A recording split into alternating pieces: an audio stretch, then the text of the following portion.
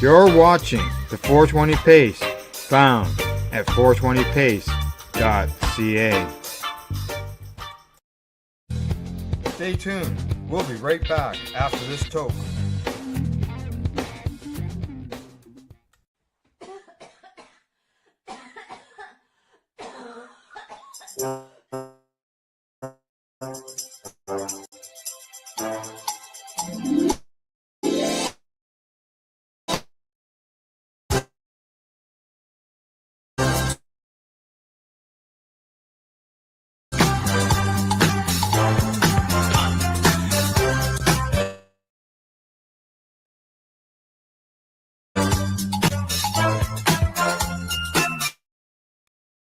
And that's where my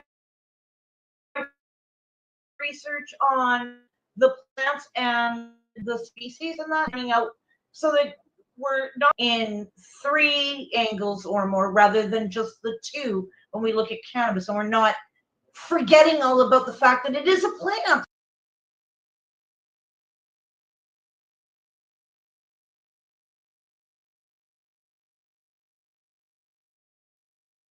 You're listening to the Pace Radio Network here at paceradio.net.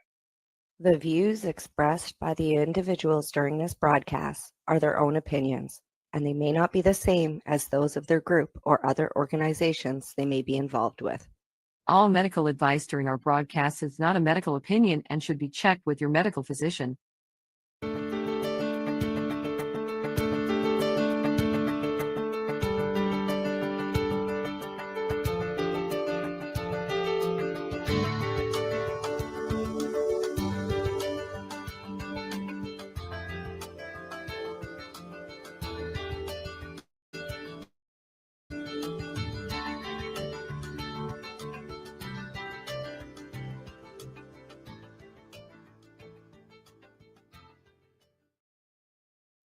Hello, everyone, and welcome to VAC Roundtable number 60. As Michael Crowett says, it's the end of the week, but it's not the end of the world.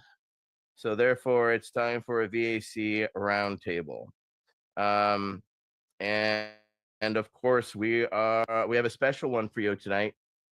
We are very honored and blessed to have Michael and Michelle Aldridge. They are long-standing activists, 6 to 7 decades of doing this. And needless to say, they have a great history that we want to enlighten you about in regards. So with that in mind, thank you very much for joining us.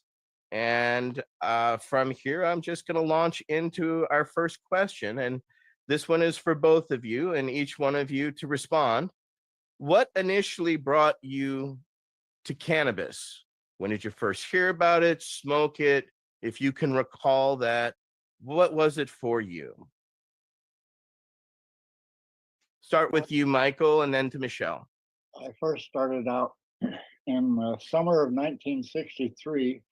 I was going to Harvard Summer School, taking a course in English and American contemporary literature. And there I met a lovely young lady named Betty, and we were sitting in Harvard Yard about 8 o'clock on August 6, 1963, almost to the minute. Sitting in Harvard Yard, it was cool and lovely, and she reached in her purse and said, "Have you ever tried this?" And she hauled out a skinny New York joint, really a nail joint. It was very thin.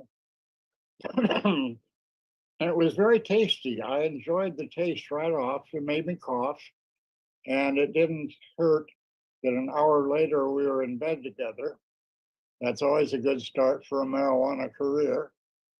And little did I know that it would last the rest of my life. That was quite an introduction. Michelle? It's rock and roll. I moved out of the house. I got my first apartment and somehow ended up at this rock band house. And And it was in San Antonio, Texas. And I started smoking marijuana after I watched them for a couple of weeks to make sure. I had majored in nursing. I wanted to make sure what they were doing was okay. It's I questioned the smoking of the banana peel too. You remember that? Yeah, unfortunately. But that's where I first got introduced from a rock and roll band. Right on. Well, then I will turn this directly over to Peggy Jones. Councilmember Jones, you have the next question. Good evening, Mike and Michelle. Thank you so very much for joining us. What brought you into cannabis academically on a path to rediscover our country's rich cannabis hemp history? Thank you. That's Michael. I spent, and other than that, a few times in 1963, as I mentioned, it was the first time that I had come into a society that was bong oriented rather than alcohol oriented. And I've noticed that contrast all my life between a whole country where the most popular drug was cannabis in various forms versus the United States, which had prohibited it for so long. And academically, I started a research project. I had gotten a contract for a book that was to be about cannabis.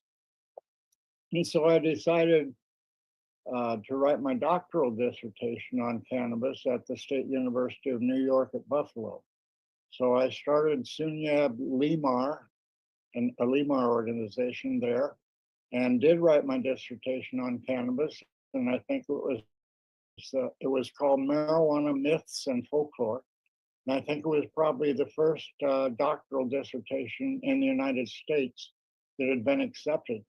I turned it into should I keep going? Keep going. I turned it into the English department chairman, a wonderful man named Al Cook, who had been responsible for increasing the faculty at SUNY Buffalo to include people like Leslie Fiedler and Bob Creeley, many other poets and writers. So I turned in 600 pages about marijuana, 600 type double-spaced pages. And he called me in. He said, "What am I supposed to do with this? I mean, how does it relate to English?" And about a week later, he called me in again and he said, "We have an answer." And the answer is that the University of California at Berkeley has just started a folklore department. So the State University of New York at Buffalo now has a folklore department, and your dissertation will be accepted as a folklore dissertation. I was thrilled. It's the first time anywhere in the United States that had been accepted. Except out of the 600 pages, they only Oh, accepted like 250. Right. They wanted me to cut it down. So I based it mostly on the historical part, plus arguing in favor of Limar. And that's where he discovered that Washington grew hemp. Right. And all the original stuff that everybody's based everything off of for years. And the library at SUNY Buffalo had a lot of travel books, and it turned out that the travel books were where you'd find a mention that this guy went in and smoked some bong or he ate some edibles and describes the trip. So that was very interesting as a start for academia. Well, one thing that he forgot to mention about India was if you wanted an alcoholic drink, the cab driver would take you behind the Auto repair shop to get the alcohol. One little glass of terrible vodka. Unless you went to a hotel and then you had to sign a form that's saying, "I am an alcoholic." Interesting, huh? But you could buy bong milkshakes at the store. At any corner store. So I mean, it was a whole different society. of the way to look at it. It was And a cannabis-centric society, which you had probably never experienced before. Right. exactly. So there I drank bong on Shiva tree in Benares and got very, very stoned, wandering around listening to skulls pop. The burning ghats in India are where they burn the bodies. And this was a burning ghat that I went to, and almost everybody at the ghat was stoned. Process that was ordinarily accepted, you got stoned. Quite interesting. That would make things a lot easier for our society. I don't know. Death regardless. That is absolutely fascinating. Thank you for sharing that with us.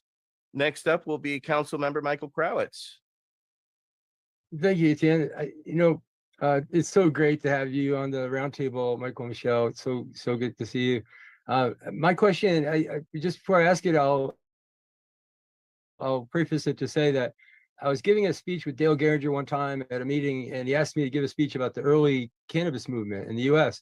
And I thought that was great because most people really have very little knowledge before like 1975 or 74 of what happened, pre that time period, for whatever reasons. But mostly, I guess, because of the commercialization, I guess, of high times and stuff. But anyway, I was trying to figure out, and I didn't really think about it that hard, who was, where did who's the first cannabis activist? And I remember Fred Gardner was very happy with me because I said Louis Armstrong was, in my mind, the first cannabis. I gave mention to Dr. Woodward, of course, from the AMA back in the 30s.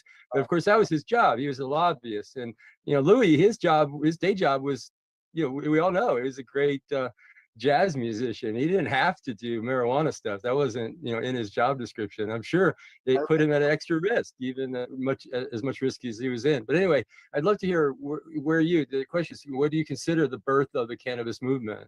And where does Limar, kind of, fit in that? And where did Limar merge into Amorphia? Can you give us sort of a sketch of that? I do like the idea I read in one of the biographies of Louis Armstrong that he refused to go anywhere without cannabis. He had to have a smoke or two before he went on stage every time to play that incredible instrument. And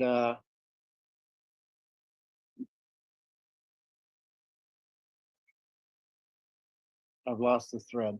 Louis Armstrong. He always had to have some before he went on stage. Yes, and Mesro told that in Really the Blues, his book. And the thing was, he was so famous that they sent secret security agents with him, as they would with the president or something like that. And these people were responsible for making sure that Louis got his cannabis through customs in any country. I love that story.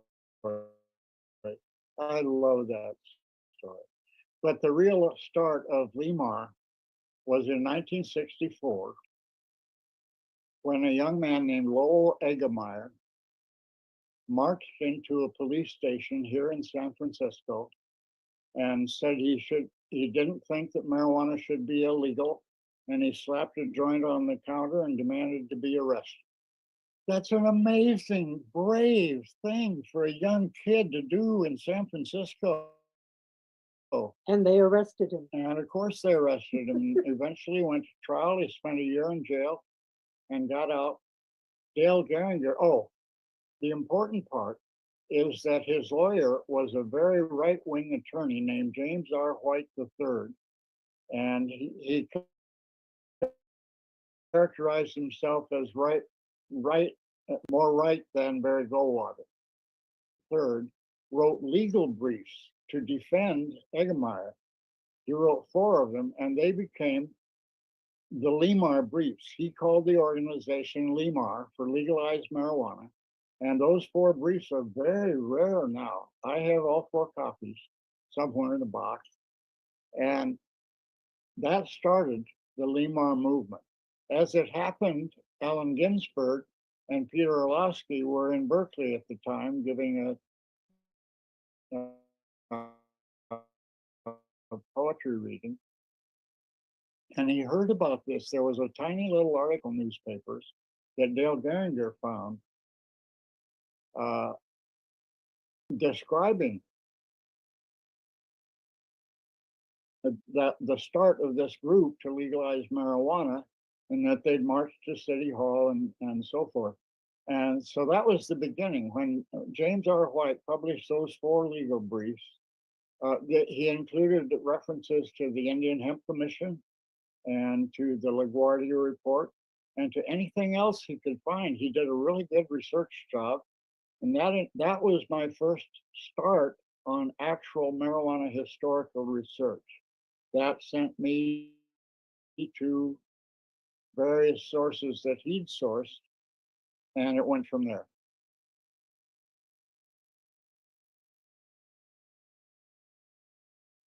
And there you have it. Lowell Eggemeyer lives in Sacramento and doesn't want to have anything to do with marijuana or to be interviewed or be very quiet. Interesting. Michael, you had a follow-up? This is a follow-up. If you could help us see the New York connection, because I know there's a Limar New York connection, or at least I believe there is.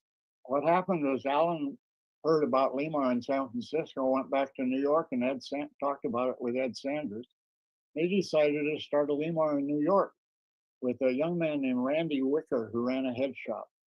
And so the basis of it was that they advertised in the head shops to get people to try to legalize marijuana.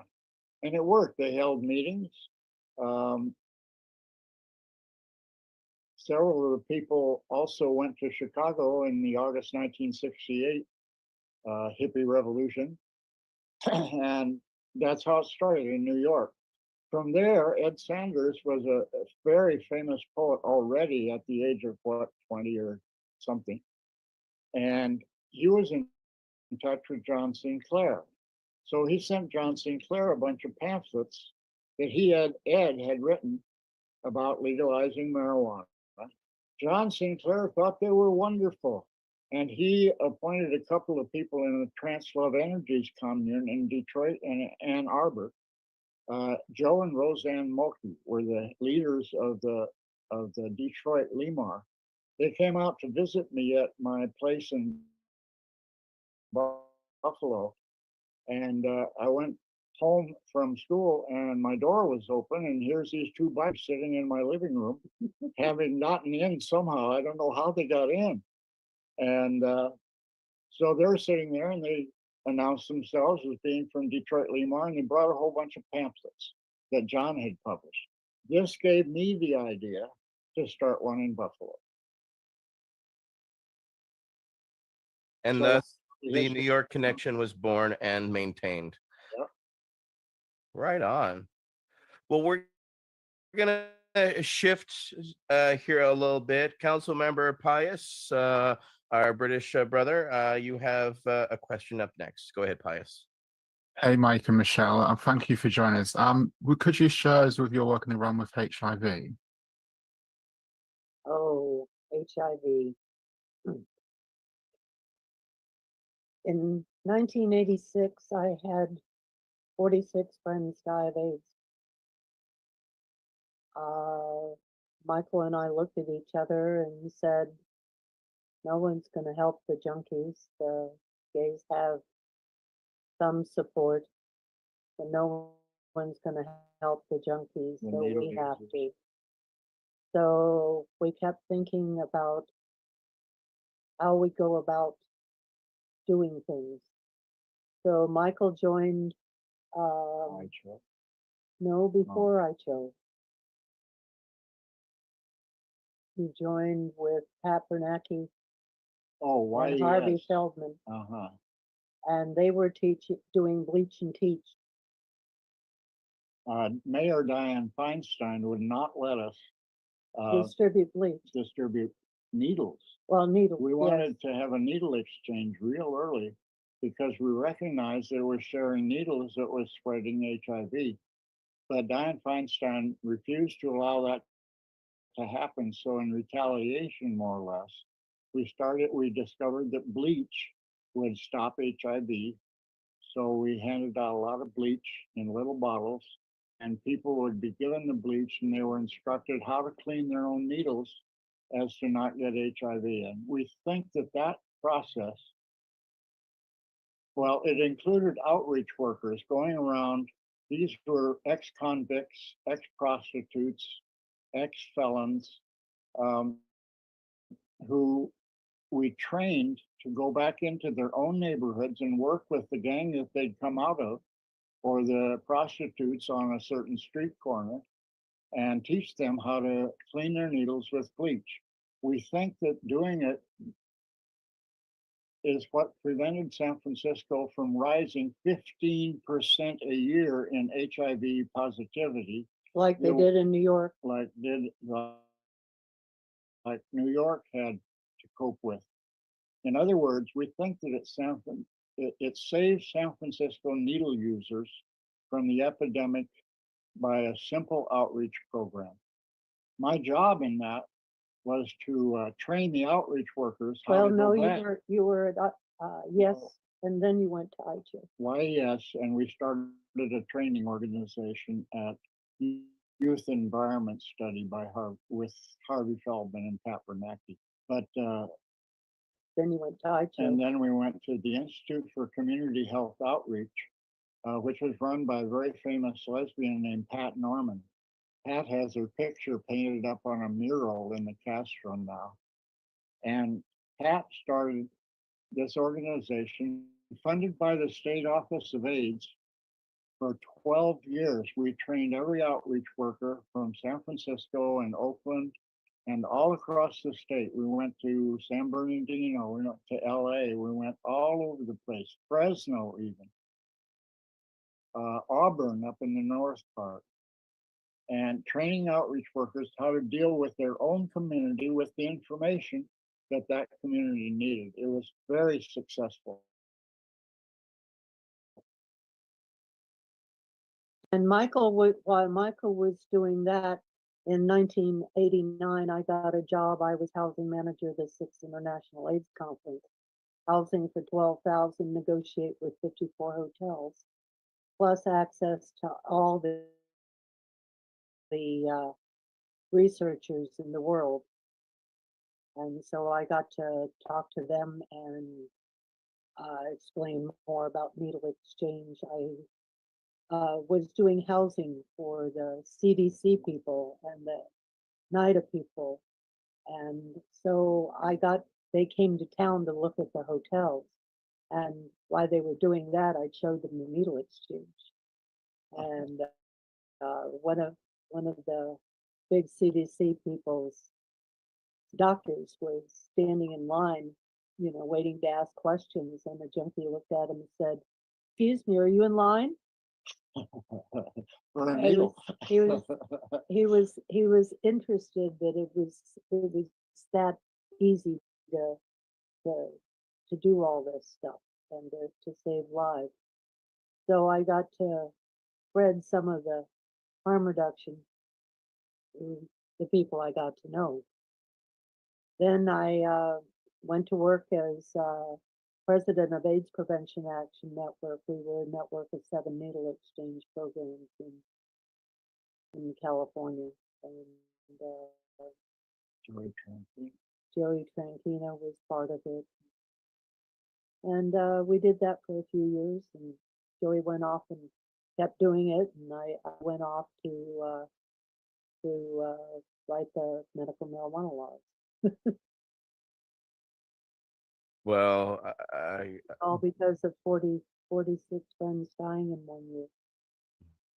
I'm sorry you had to endure that, but thank you for and watch it. You saved countless lives, friends that I know and people that I would come to know and love, and I'm not sure they would have had that chance if you wouldn't have been there doing what you did. So I personally thank you, and I think society owes y'all a debt of gratitude and thanks for not sitting by, getting active and doing something about it, which unfortunately so many people do. We're not that type of people. We can't sit by and, eye open mouth, insert leg. I stopped with the foot years ago. You have to do something about it. You have to change it. It doesn't have to be this way. The one out of all of the AIDS stuff, we were one of the first straight couples that had our friend. He was living in a gay hotel downtown San Francisco and cleaned houses. And Dianne Feinstein made it a homeless hotel. So he made all the gay guys homeless. And so Dennis came to stay with us in the end of September. And by Christmas, he was almost dead. AZT hadn't been approved yet.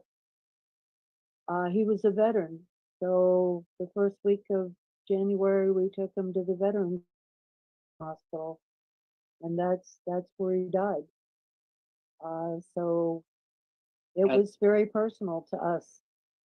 We had to do something. At that time, it was so early in the HIV epidemic that they put a sign on the door of his room saying HIV. Do not enter. Right. And that was on a lot of veterans doors so we tried to go say hi to all of them. And the only thing they had to offer was AZT, which became legal the day he died. If I remember right. Exactly. They finally approved it. That had to be absolutely bitter to experience. I'm sorry, but thank you. I think that's the way that marijuana spreads between people. A friend turns on a friend, turns on a friend. And pretty soon you have 50,000 people smoking weed. That's the thing that I have found is that cannabis crosses every socio-economic barrier. Yeah. And it's one of the very few things that I've found that can do so besides oxygen and food. Those are a couple of essential items. In that order. Touche. All right. Well, humbling story to say the least, but thank you for your actions again. Next up will be Mary Lynn Mathry. Hi, Mary Lynn. Councilmember Mathry. Hi, guys. Thanks. Yeah, as you're saying that, I'm thinking, May and Arnold Nutt, their son died the day that it became legal in Michigan. Donnie McNutt. Yeah. Grandma marijuana in Michigan. May not. Right. All right. We're going to still go back in time here. In an effort to give recognition to those who made great sacrifices to legalize cannabis during the critical and challenging days before 1972 that created the foundation for our modern cannabis movement, including academics and historians like the Fitzhugh Ludlow Library, who should we remember and recognize? Well, I made a list. Besides Lowell Eggemeyer, Alfred Very famous sociologist. Yep. Allen Ginsberg. Allen went to Lindy's place and got all his stuff. So that's how Allen got his marijuana collection, and Michael was Allen's secretary in '69 and got access to all of Allen's stuff. Of course, Lester Grinspoon. Whose sons are now involved. Well, Peter, definitely. You had Peter on recently. Yes. Todd McArea. Bless Todd. Show the book. Oh, yes. Todd's book, Marijuana Medical Papers, 1839 to 1972. Norm Zimberg. He developed set and setting. Andy Weil, of course. Ed Sanders. wait, since you mentioned Andy and Norm, there was a third person involved in their 1968 article, which is one of the best early articles. Weil, Zinberg, and Nelson. It was Judith Nelson was the other person. And it was called Clinical and Psychological Effects of Marijuana, spelled with an H, in Man. It was in Science Magazine, December 13th, 1968. It was the first article that showed that you could do marijuana research with human beings, not just rats and not just rabbits, but with actual human beings. They showed it was safe to do that research. That, my friends, was the start of the entire academic movement of modern times. Ed Sanders, who helped Michael with the marijuana review and was with Allen Ginsberg, John Sinclair, and Richard Evans Schultes, who did the three species defense. And that's sort of my list. Anyone else off the top of your head? Of course, we know the known knowns, but if there's any unknowns that you feel are, you know, we don't want any left out. We're trying to learn, but that sounds like a very comprehensive breakdown, Yalbo. I can't think of anybody else. Councilmember Jones, you had a follow-up? I have a question. You were talking about the research with cannabis and mammals, specifically rats. With the knowledge you have on mammals other than humans, would you agree that they also have endocannabinoid receptors and that us eradicating cannabis from the wild was a negative thing and causing issues with our wildlife now, since we eradicated it? With that, I agree with your statement. Thank you. I've seen it affect not just the wildlife, but the ecosystems, and I'm looking for proof. Thank you. Yeah, good. I like your shirt too, Voice of Tibet. My sister Judy went to Tibet a few years ago and brought back wonderful things. Right on. Well, next up will be Councilmember Green.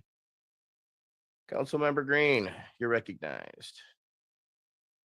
Am I clear? I know I have some volume problems. We're still having some issues hearing you. Move close. No, that doesn't help. No, that doesn't help either. It's weird. No. Okay. Nothing. Sorry, Michael. Sorry, Michael Green. Well, I will ask the question then. When did your focus shift to medical? Or was this always a focus to a varying degree, even in the early days? Is medical in some ways in opposition to recreational, or as we call it today, adult regulated? Wow. Okay. Because of Michael, I knew about the Indian Hemp Drug Commission. Because of Todd, I knew more. Because of Bob Wendell and Alice. Technology. Is this better? A lot of people. Yeah. Barbara and Kenny Jenks and LV and I might be back. Am I heard? Michael, we asked the question. They're answering the question, sir. Thank you, sir. Thank you. so I don't know. I guess I mean I always sort of knew it did, but you know, until I had cancer and I healed it in 3.5 months with cannabis oil, I didn't believe it worked, but it does. Michael? The question was, repeat the question. Medical. When did your focus shift to medical, or was this always a focus for you in the to a varying degree, especially in the earlier days? It had to be a focus, because if you write the history of cannabis, but a lot of that is the medical uses of cannabis, starting in 1500 BC, maybe with the Atharva Veda, which recommends balm for relief from distress. It goes back that far.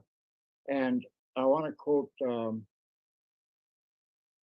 Dennis Perron, who once famously said in Time magazine, all use is medical. And I understand that very well. It doesn't make any difference what your intention is, whether you just want to get stoned or not. That use is medical. It will help any of the health conditions that it helps.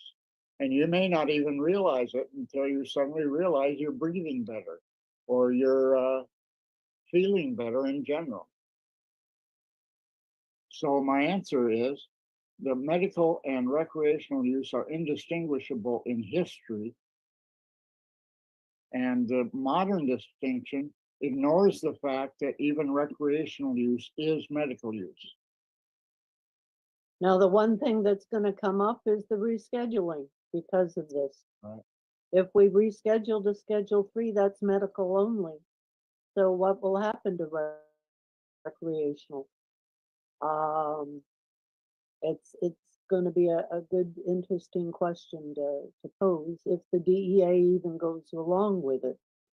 I think personally that the whole schedule should have been thrown out because we have mushrooms and stuff in Schedule 1 too. Makes no sense. And you know, none of and benzodiazepines in 4. None of it makes any sense. It isn't scientific. It should be thrown out. And if they want to redo it, start it from scratch. But this is unacceptable. Well, as I've told people, we did all this under Schedule 1, Schedule 2 or 3 won't change anything for us to a certain resolve. It'll just cause people to go back to being activists as opposed to sitting back and being proprietors, I think. With that in mind, we'll try Michael Green for the next question, which is his question. Michael Green, you want to try for number 7? Can you hear me now? Yes. I'll be damned. Excuse me. Michael, Michelle, it is a genuine pleasure to see you. I'm fascinated a little bit before I go on to the next question. In your reading in the Vedas, it's my understanding that Shiva is the lord of cannabis, the lord of yoga, the lord of the dance, plants. Where else in your early studies did that kind of manifest? And then I will go on to my question, because you've given us now a 3,500, maybe 5,000 year history. There's obviously this information existed prior to the Vedas.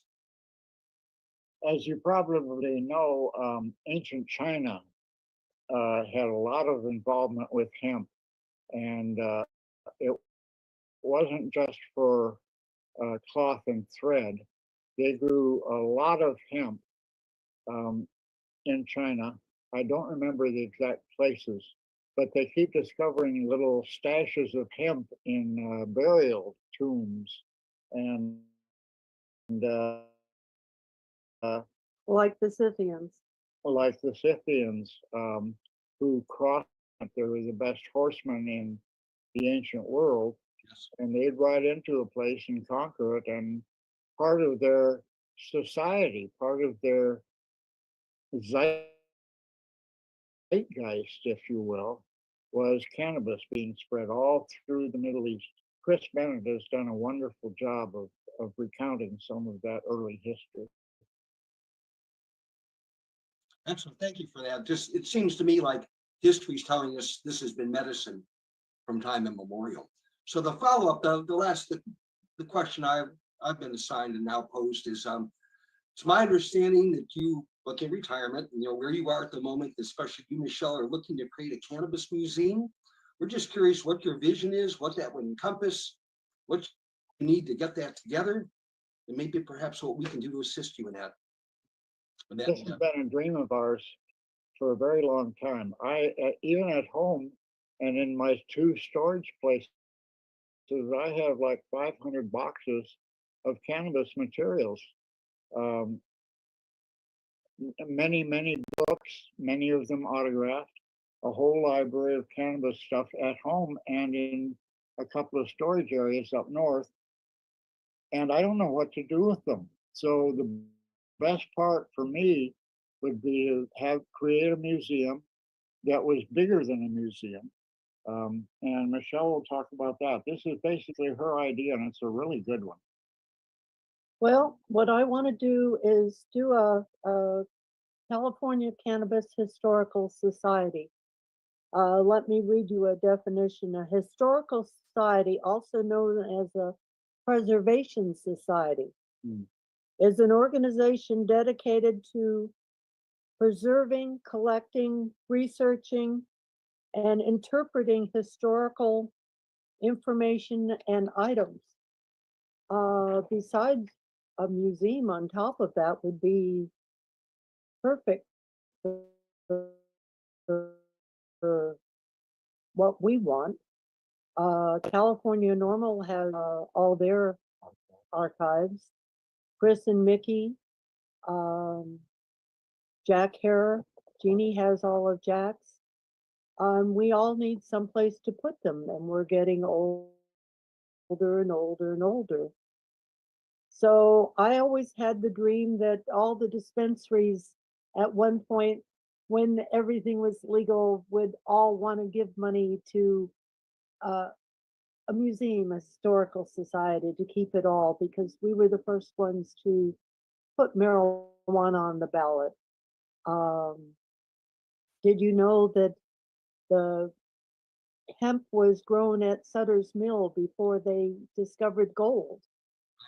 The first building in San Francisco was made out of Richardson's sale, which means the first building in San Francisco was made out of marijuana. There is history in California besides the marijuana issue, all the hemp issue. And it should be told to people. And if we're running at the California State Fair, judging different types of marijuana, they have historical societies to other crops. Then I thought of Prop 64. Prop 64 basically gave money to the cops for a few years. That I think has finally expired. They're giving money for 10 years to research facilities. And after that, they have all the money for themselves. So why not have a law that says, I want to give $5 million to a cannabis historical society? And so we can buy a building and put it all together and Northern California. And we do it in San Francisco. That's where I always wanted it to be. And we have to make sure it's not near water, that it's high enough, that it's not near fire. And so I think I've gotten a legislator to sponsor the legislation. And so now all I have to do is start putting the 501c3 together and a board and articles of incorporation and all that wonderful stuff that the federal government requires. So it'll come, but we're getting too old. We have to do something with it, and we don't want it to just. We don't have kids. We had a library. What can I say? What a wonderful notion. Thank you so very much for sharing everything you've shared this evening, and I look forward to being able to visit. Good. Thank you. Love to see you. Historical Society in California. All right. Well, thank you very much for that, Michael. Next up will be Peggy Jones again, Councilmember Jones. I have one final question. On my healing journey, I did a lot of research on herbs and what most would consider common weeds. And I found that they're using a lot of pharmaceuticals, yet we're told in ads daily, here, you need to kill your weeds with this weed killer and that weed killer. With that being in our face all the time, would you say that that contributes to our problem with getting this legalized because they are constantly programming people that the term weeds is bad. Thus, I hear people all the time, oh, you smoke weed. There's an association there. Would you say that this negative propaganda for common weeds that are also medicinal to be killed would be also reinforcing that marijuana or cannabis should not be legalized, and that's impeding our journey to get this recreational or medicinal marijuana nationwide? Thank you. Personally, I don't. I think the people that smoke marijuana know the difference between a weed and a weed. You know, they even on television the other day, I was watching Channel 4 News, and they referred to it as weed. And then they mentioned it was marijuana, and then they mentioned it was cannabis. You know, all in the same story. And it was like, you know, it's the media is just so used to. That's what we used to call it. We used to call it weed. You know, and we knew the difference. And the other half of that is that the pharmaceutical companies want to make a lot of money on cannabis derivatives. They've already taken over Marinol, which never did work very well. And anything that their scientists can discover or invent is just going to be patented, and it will belong to them. And what happens to the little marijuana farmer up in Ukiah or in Petaluma? But the pharmaceutical companies have to understand that we have an endocannabinoid system, and they haven't done that yet. And neither has the medical field. Until they understand that we have an endocannabinoid system that can be manipulated or medicated with a cannabinoid for a specific purpose, and then they aren't going to invest money in it. Not yet. And another problem related to that, of course, is that doctors don't know anything about medical marijuana use, by and large. A few doctors do. So what Mary Lynn has done for decades is to go talk to doctors groups and nurses groups and talk about cannabis so that they become educated. And until most doctors know more than they do now about cannabis, they don't even know what to recommend. And that's why, yeah, we've hosted a nurse who's actually working on educating other doctors and nurses by attacking that curriculum so that they become educated. So there's hope out there. Realize that, you know, that there's been chances taken by others and who have seen the folly and the misses and are looking to take it up in places. So take heart there at least. We kind of had a question behind the scenes since Michael, you and Michelle, you both have such a history and also a knowledge around nomenclature. We of course know that the terminology weed was, I mean, we know there was a connotation in the 30s as the quote unquote yellow journalism was used to slander cannabis. Do you potentially know the original origin of when weed and cannabis were put together? I do know that history's sake that Helen Moorhead was the one that put hemp and marijuana together. She was the secretary for Anslinger. So she was the one who put two to two together and told him, and of course he took the credit for it. So I always loved to demonize Helen Moorhead for her work there in putting them together. But do you have any understanding about when the terminology weed with cannabis was associated? It'd be late 60s with the hippies, I think. I don't remember any. I'm trying to remember Walton and America's New Drug Menace, which was surprisingly a very good history of cannabis, even right in the middle of the Marijuana Tax Act. but I don't recall weed being used that early. So my guess would be 1965, perhaps. What about when the marijuana assassin of youth and the devil weed? Wasn't there? Is there a connotation there? Yes. I have a book called The Dope Chronicles, which collected marijuana and all kinds of other drugs. And I think Devil's Weed was a 1930s movie. And so maybe that's where it came from. Okay, Michael Green has his hand up.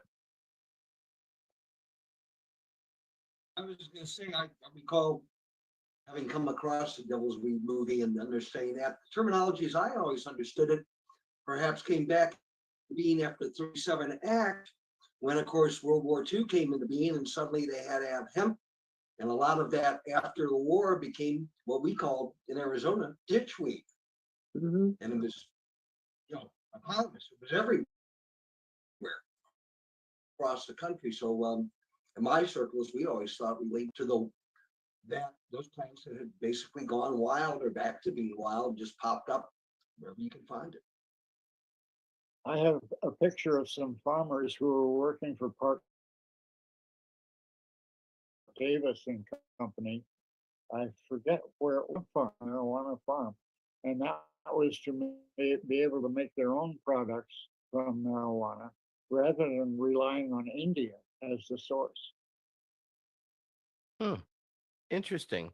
Councilmember Mathry, you've got a question. I was just gonna comment as well on the weed thing. Found it curious when we were checking with North Dakota. Gosh, a couple decades back, but they had passed before the federal hemp bill came about. North Dakota was going to allow farmers to grow it. We were trying to convince somebody to do it, but in calling the governor's office, they referred us to the Department of Noxious Weeds. And it's something to talk about cannabis. Noxious weeds. That sounds about right. Well, that's our questions. I cannot thank you all enough for joining us tonight and answering our questions. It's been a wonderful talk and discussion. Is there anything else that y'all are working on that you would like to talk about or plug, or is there a future museum location that people are considering, or? Just San Francisco. I haven't got that far yet. It's all still in my head, and I'm slowly talking about it. One thing I'd like to do is really praise Mary Lynn and Patients Out of Time. For decades, they've been one of the most important people educating other medical people. And I think that that's had a really good effect. And I think that that will be under consideration for medical schools to start teaching courses in cannabis. I hope that's the way it goes. The other part is the little farmer, the small marijuana grower who maybe has a couple of big fields, and even up to the people who have huge warehouses and greenhouses full of cannabis.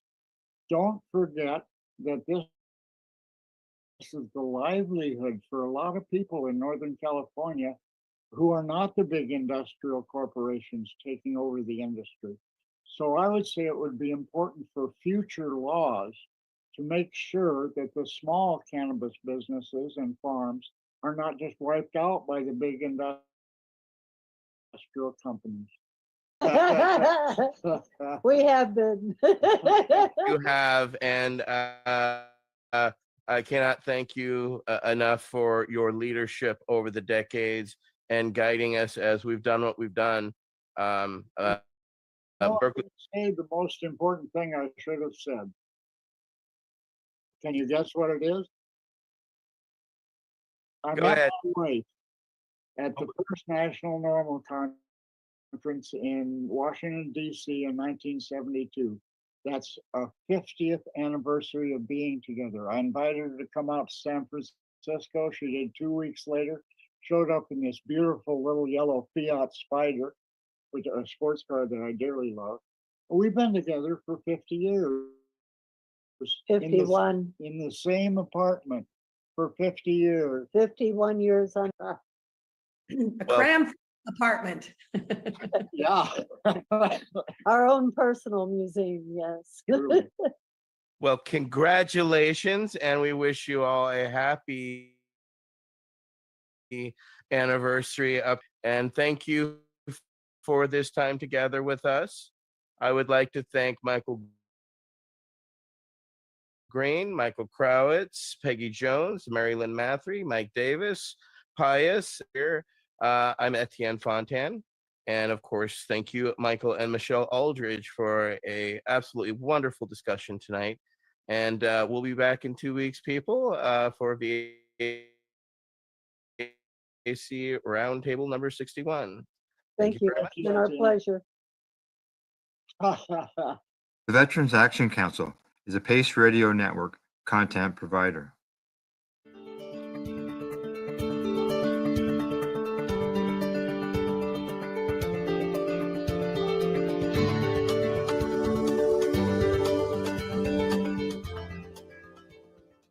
You're listening to the Pace Radio Network here at paceradio.net. The opinions of the individuals during this broadcast are their own and may not be the opinions of their group or other organizations they may be involved with. All medical advice during our broadcast is not a medical opinion and should be checked with your medical physician. Enjoy the buzz of legalization with Campbellford Lifestyle Shop. From light to plant nutrients, books, consumption accessories, and more. We've got all your basics to grow or consume cannabis. Visit our info center or take a look at our piercing services and body jewelry, now available in-store through Campbellford Lifestyle Shop, 17 Bridge Street West, Campbellford. Limestone City Hydroponics is Kingston, Ontario's hydroponic shop. Take your growing to the next level and create the optimal environment with a tent kit or maximize your yield with an ebb and flow flood table kit. Either way, Limestone City Hydroponics has more sizes and options to fit your needs. Are you looking for the power of the sun that adopts to your budget? Then look no further, as they have professional grow lighting. They have indoor grow systems that are easy and cost effective, with many options to fit your living space and lifestyle. Cultivate your growing potential. We have everything you need. Can't make it to the store? They offer local delivery to the greater Kingston area. Remember, when you're looking for experts to help you grow, you look no further than the locally owned Limestone City Hydroponics, 105 Sunderland Drive in Kingston, Ontario. Call them at 613-548-0420. We are people advocating cannabis education here at paceradio.net.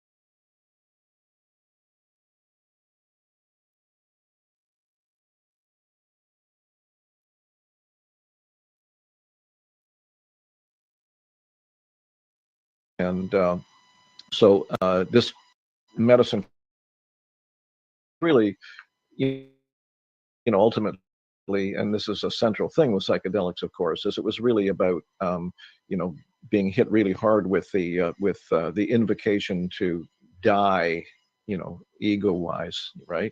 And that was, you know, suddenly too much for me. Like, holy mackerel. So I went, oh yeah. So Alan said you could go over there. So I was so overwhelmed and shaky that I couldn't even walk. So I literally crawled. I was on the opposite side of the yurt, and I literally crawled across the yurt and tapped him on the foot because, as I said, he was lying down. And I said, "Yeah, I'm having a little trouble." You said, "You know, come over for some help." He said, "Yeah, sure. Lie down on the mattress." And he sang an ikaro and shook the shikapa around my head and neck and so on. And at the end, he sat me up, just your ego hanging on, you know, and you just need to trust the experience. And I still didn't feel any, you know, he left me. I looked back at my spot across the room, realized I still wasn't capable of walking, crawled back across the floor. I got about 6 feet away from my mattress, and in totally suddenly, like in no time or in a nanosecond, I got taken over by a large cat, like a jaguar or something like that. It just entered my body. It became me, or I became it, or something like that. And in no time, I went from being this shaky, scared kind of, you know, kid or whatever, to suddenly feeling completely confident, completely graceful, and delighted, actually. And such a palpable experience for me that my buddy who had come with me and who was lying down with his eyes closed, lying down on the next mattress, sat up like this and went, "What?" Because he thought it was a black big cat coming toward him, right? Um, and so it only lasted for, I don't know, a minute or something while this cat took me to my mattress, and then it dumped me off and left me. But it left me in a state of complete bliss and joy for the whole rest of the evening. So there's my first ayahuasca story there.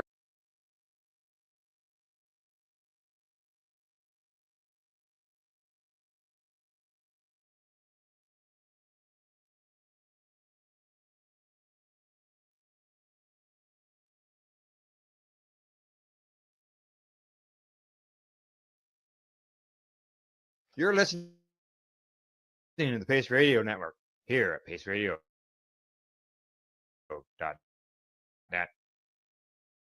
The Check with your medical physician.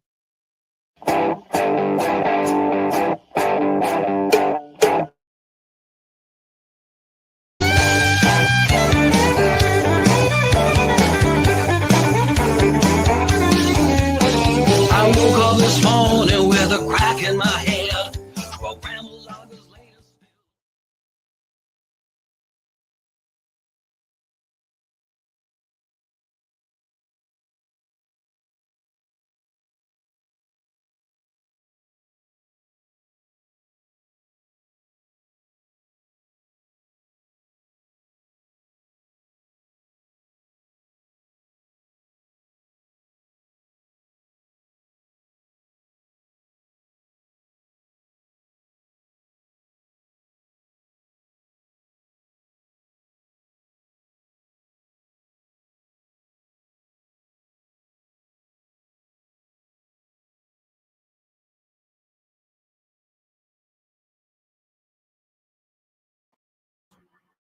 I was sitting in a room for like the last 15 minutes waiting for you, and I'm wondering, and yeah. I was doing the same thing. Just so everybody knows. And then I see everything up here, but the background was like the news radio, like the psychedelic news. Yeah. So I changed the logo, and I waited, and I thought, well, geez, he's never late. So I started the live stream. Then I said, it's like, should I hit? I was gonna. Yeah.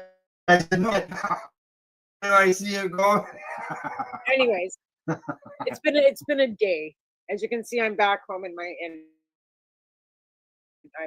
I'm home this week instead of like at my mom's like last week. So yeah, we're back home. Yeah, I didn't realize. Where she is. And I saw ridiculous, but yeah. So I thought that maybe you weren't going to show. Maybe dealing with that. No, I was in, I don't know, another room somewhere on StreamYard. I hit the link you sent me, and then it's funny because I hit the same link when I came out, and then I went back in again, and there was a link. So I don't know. I don't know. All right. Well, hey, thanks for the love there, Anthony. I see you. Welcome. Yeah, welcome to the show. Yeah. I'm not sure what happened. I got an idea, but because I sent you the link, and I changed the background just like you did, like you said you did, and I waited and waited and waited, and you didn't show up. So okay. And then I came back, I sent you that message on Facebook, like, do I hit the link? Like, where are you? Like, so I was sitting like this waiting for you, and you were sitting in the other waiting for me. Correct. Yeah. Exactly. That same link again, and now here I am. So I don't know what the hell happened. It was weird. It was weird. It's all good. We're here. Nevertheless, we are here. We are here, Right. and we're live. So, all right. Hey, thanks for the thumbs there, Patricia. Appreciate it. Like I said, it's yes. always, we're live. So things could happen. She says, "Here, let me throw Oh these yeah, comments." yeah. Oh, hi, Jewel. She's sitting there waiting for me at her place. Is what she's talking about. Oh, I think you're going to be a little bit late. She knows I have this tonight. And tonight, are we going to get? Are we getting any phone calls tonight? No, he's already called because he knew Okay. it was show night. So he called at Right. 5 and said, I know it's show night tonight, so I'm calling you now. I said, oh, yeah. Yeah.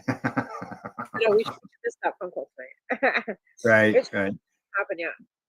And I'm gonna put my stupid sock back on because honestly, this has been the only thing that's been really helping me today is a construction sock that my mom had given me from my dad had them because he was diabetic, and my ankle was killing me on Friday when I was in Alberta, and so I put this sock on my hand today, and it's been the only thing that's actually been relieving any. So it's a construction sock. Looks like a socket, but Yeah. So is it putting tension on squeezing? yeah. Yeah. Put pressure. Yeah. So the pressure seems to be. It still hurts like a son of a bitch, but hey, icy pot. Rub an icy pot on it. Right. This today. Let's put it this way: 14 grams later, I'm still not. I'm out. Oh, really? Eh? You smoked a few joints today, then? Well, between yesterday and today, yeah, I'm plowing through them pretty good.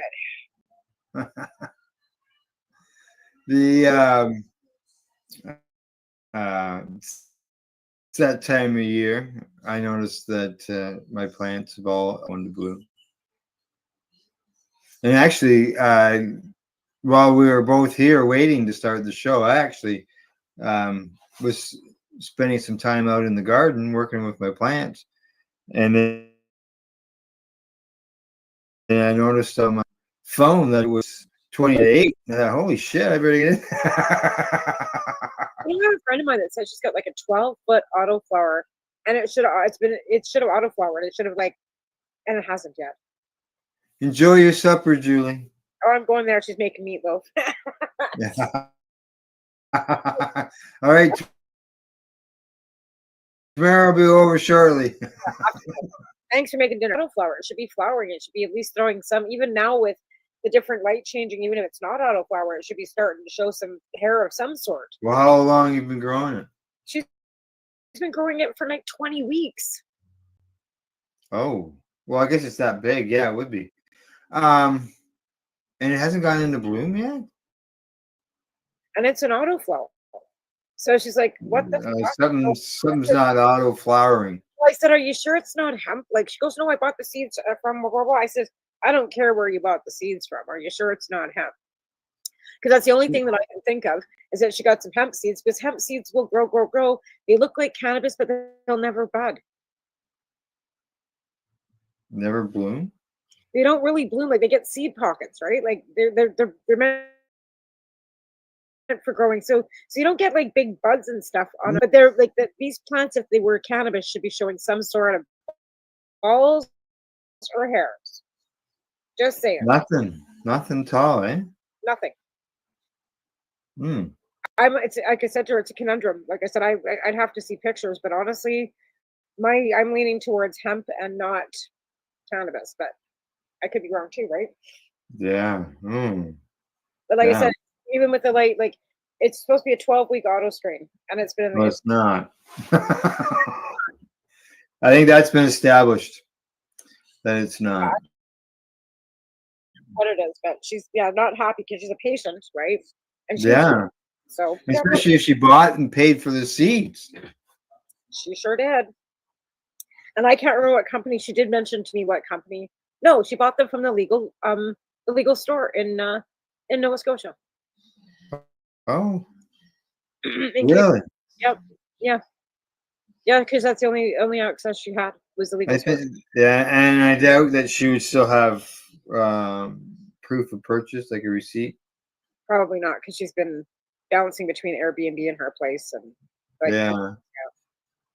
yeah, she's had some issues with WCB. Yeah. So Yeah, that's not. Yeah, that's too bad. Well, hopefully. with that massive rebuild policy for cannabis within their organization for the Oh, has she? Yeah. So there's some good news that came out of that conversation, but yeah, Correct, exactly. that's a big. Hey, That's a mark. Eugene.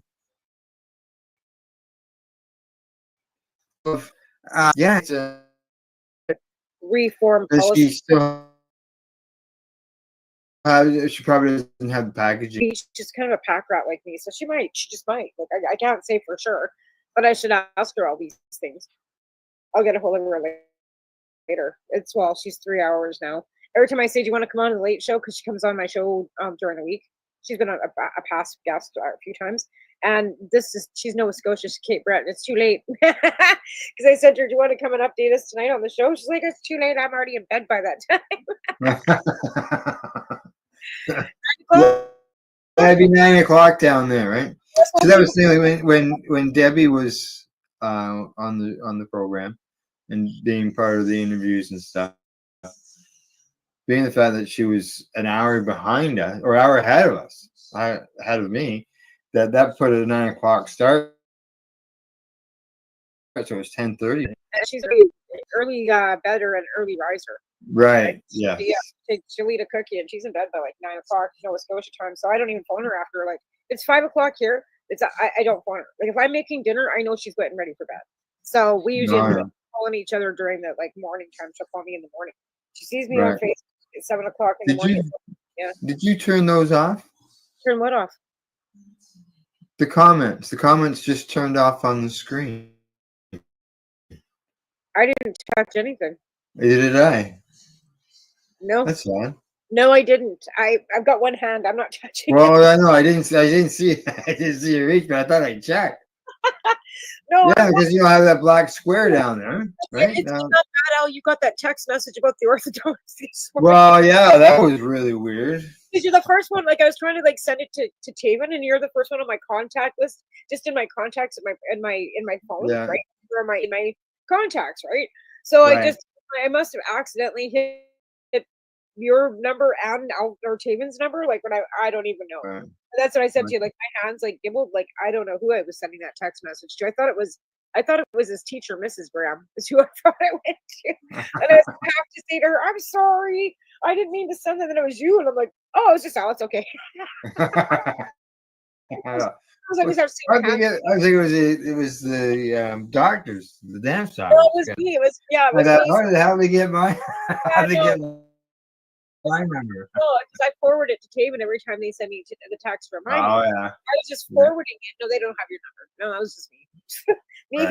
me hitting a, Yeah.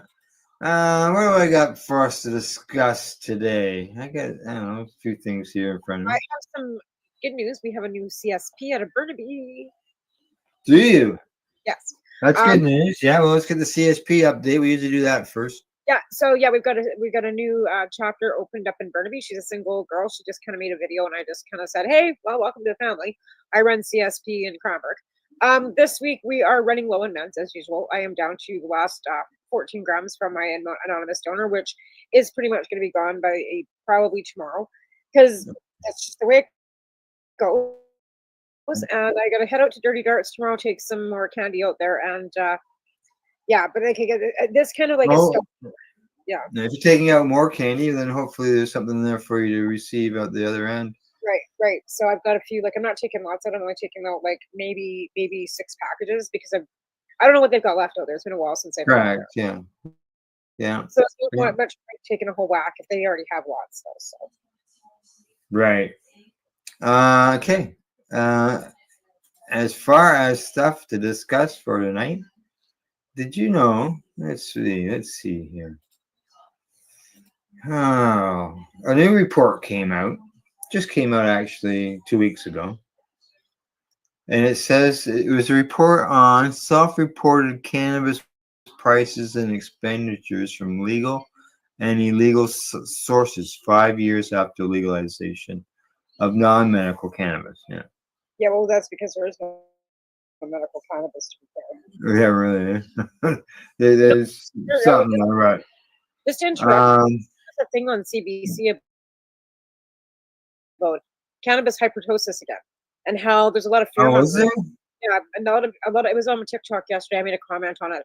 A lot of fear mongering going on about the levels of THC in the cannabis that is being put out by the legal market, and how it's affecting young people's brains. And I'm like, really? Like, are we going to go back to this causing schizophrenia?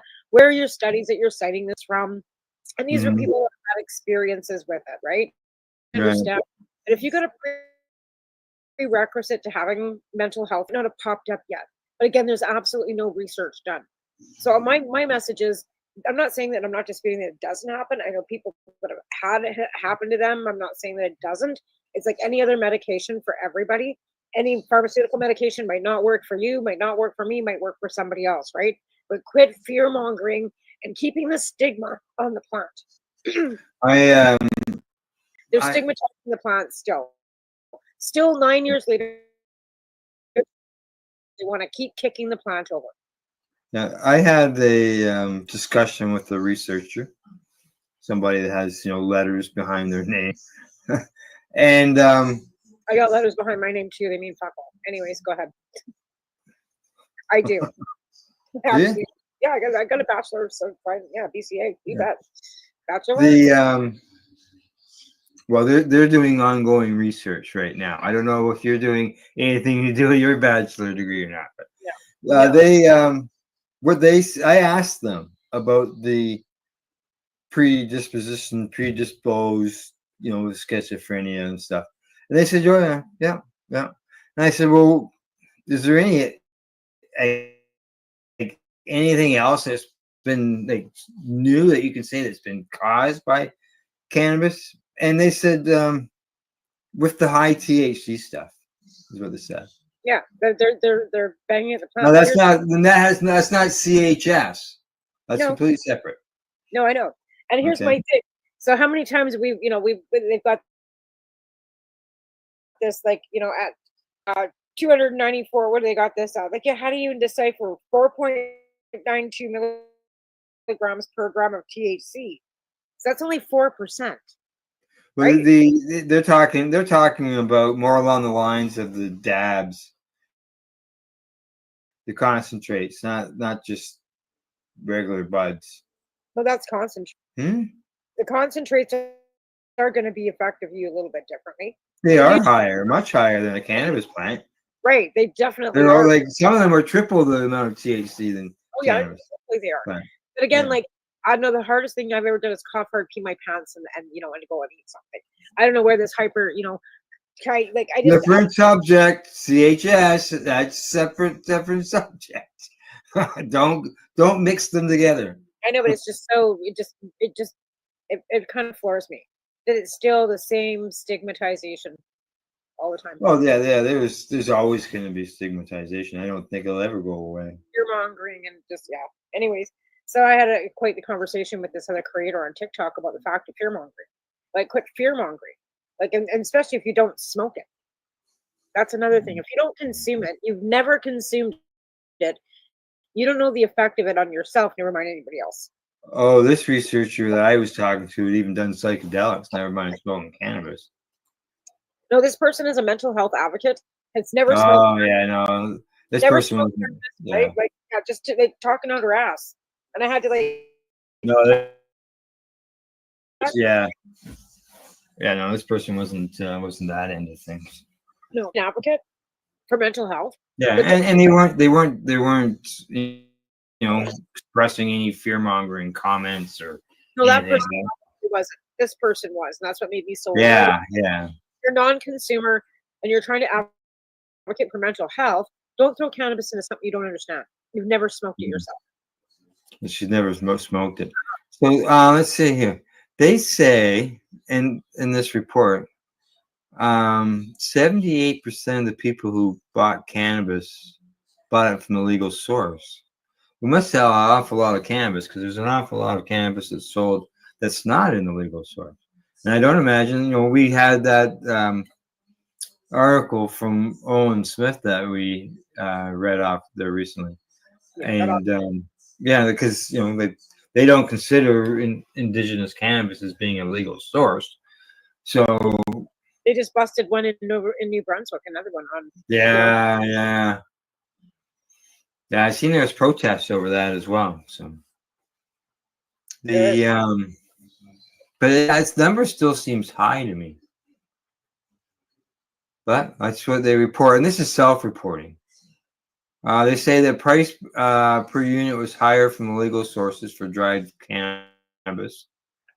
It was 24% higher. Vapes, almost 19% higher.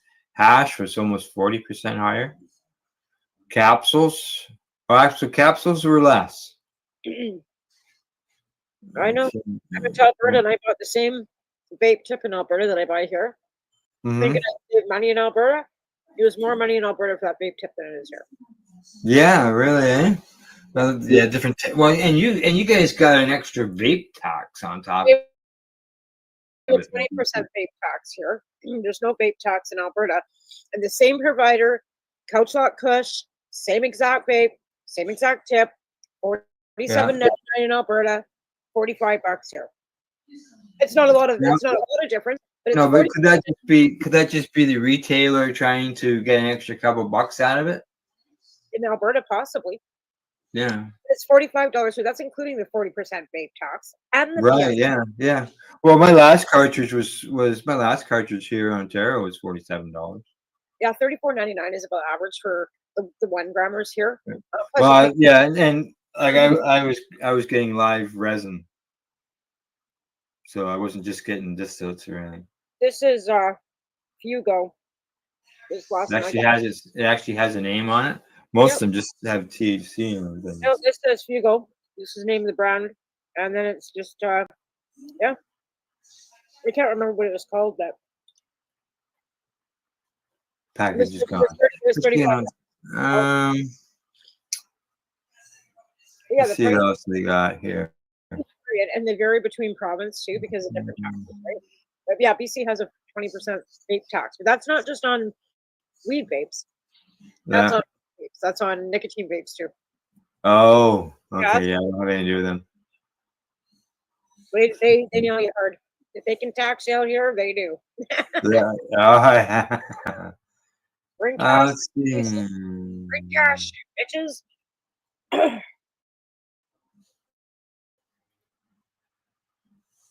just seeing if there's any more on this report. Looking for some numbers as far as dog-wise.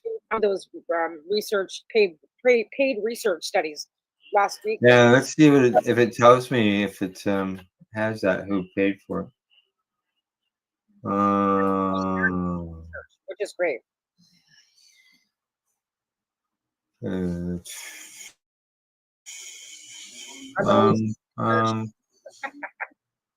They say the conclusion is prices of legal cannabis products have decreased substantially over the last 5 years.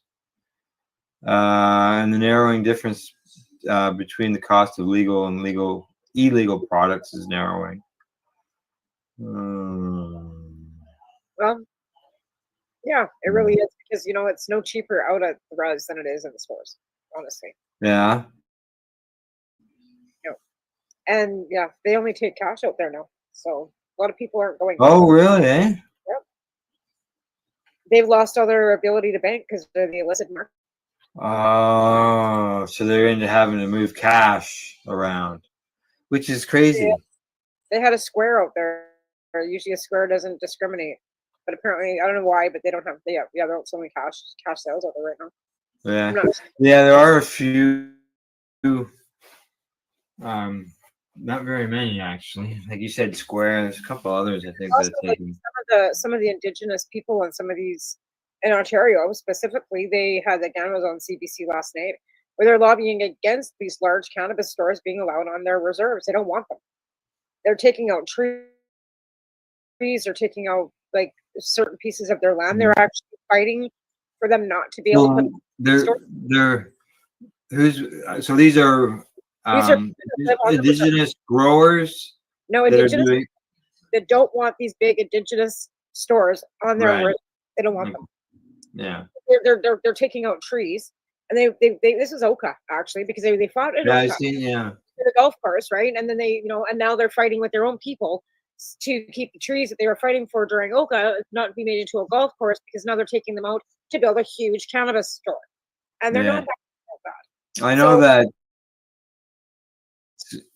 I know here in Ontario there's been quite a few centers like in towns and cities that have had issues with the licensed growers growing because of smells and the light and stuff Yep. like that, right?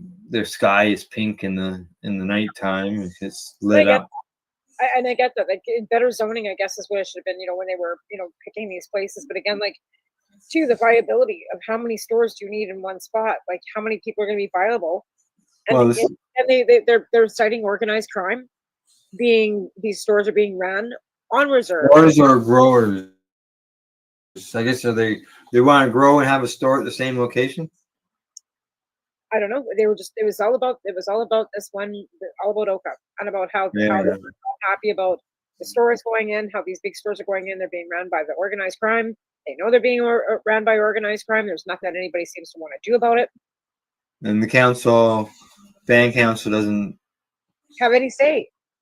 Really, they're just doing it because they're having it. One guy was running for council, and he's also a store owner, but he was a smaller store owner. And Right. and the guy that is another guy that's running for council goes, they might shoot me, they might burn my house to the ground. He goes, but I'm going to stand up for what's right, because he doesn't want the trees. They don't want them. They don't want their kids being exposed to this lifestyle that's being brought in with these big parties and casinos that are being attached to these cannabis stores.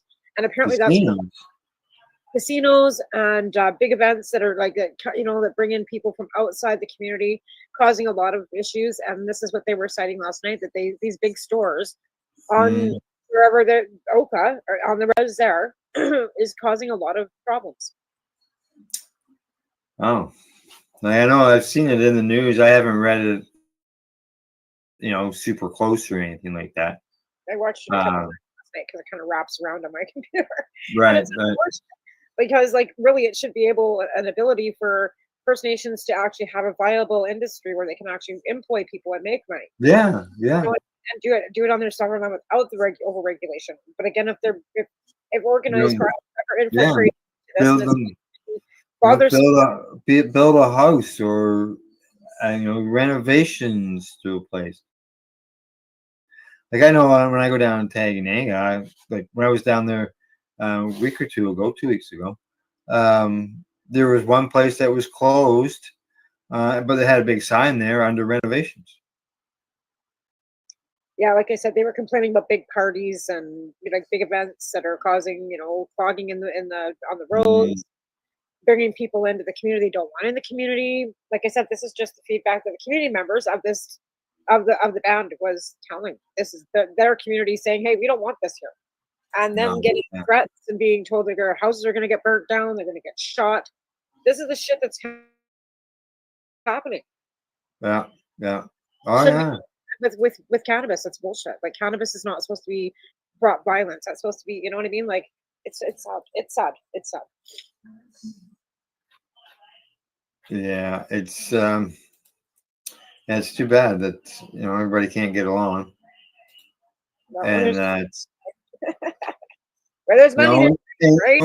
Could use some common sense and things. Like obviously, if you're going to put a big grow in a store close to the downtown of where the community, people are going to get upset, right? But they don't seem to care. That's the thing. They don't care. They don't care about what the community wants. They're just doing it so they can make money. Like I said, when greed takes over, right? Yeah. Because I would always think that the band council would have a say in it. say Sounds- where they, maybe they don't have a enforcement there? No, their police force folded up in I think I can't remember the year 2017. They Yeah, haven't okay. had any policing out in their bound area. Again, they've been threatened. Council's been threatened by these organized people that are out there. And like I said to people, like, if you don't think that illegal growers that were growing before aren't the guys that are growing the big legal market, now you're kidding. You're giving you a rowdy pot, using that key to make all those fucking stupid fucking illegal tricks are all being used in the legal market. Don't kid yourself, because I was there at the table with them fuckers. I know exactly who's one. And they're all fucking part of the fucking shit. Like, don't kid yourself. They just didn't have criminal records because they never got caught. Yeah, they never got caught. All right, let's see. It's break time, about the hour. All righty, we'll give you that 3 minutes to calm down. Yeah, it's probably not going to happen. The pandemic this I'm a little bit on the, when your pain levels. Yeah, I know. All right, well, you're watching the Pace Radio Show. We're live here at PaceRadio.net and 420pace.ca. We'll see you in about. You're listening to the Pace 2.5 Radio minutes. Network here at PaceRadio.net. Camelford Lifestyle Shop, open Monday to Friday from 10 till 7 p.m. or by chance. Check out our flags, our t-shirts, plus our supply of rolling papers, plus much more. We've got bongs and your favorite herbal vaporizers. Look at all the incense we have, as well as for those who collect knives, check out these knives in our collection. And while you're here, stop in to see Shay at the piercing room, where you can get poked by Shay. Daily deals, check them out. Camelford Lifestyle Shop, 17 Bridge Street West, Camelford, Ontario.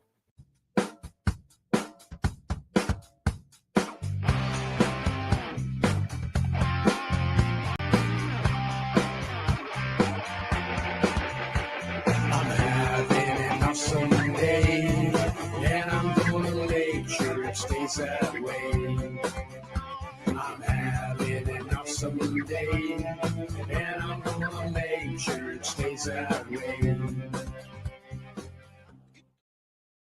Limestone City Hydroponics is Kingston, Ontario's hydroponics shop. Take your growing to the next level and create the optimal environment with a tent kit, or maximize your yield with an ebb and flow flood table kit. Either way, Limestone City Hydroponics has more sizes and options to fit your needs. Are you looking for the power of the sun that adapts to your budget? Then look no further, as they have professional grow lighting. They have indoor grow systems that are easy and cost effective, with many options to fit your living space and lifestyle. Cultivate your growing potential. We have everything you need to succeed. And if you can't make it to the store, they offer local delivery to the greater Kingston area. Remember, when you're looking for experts to help you grow, then look no further than the locally owned Limestone City Hydroponics 15 Sunderland Drive in Kingston, Ontario. Call them at 613-548-0420. Rerolled Saturdays. Check it out. Nothing but non-stop cannabis and psychedelic programming. Find it at 420pace.ca. You're listening to the Pace Radio Network here at PaceRadio.net. Hey, we're back. We're live. And we got a few more things to discuss before the show is over.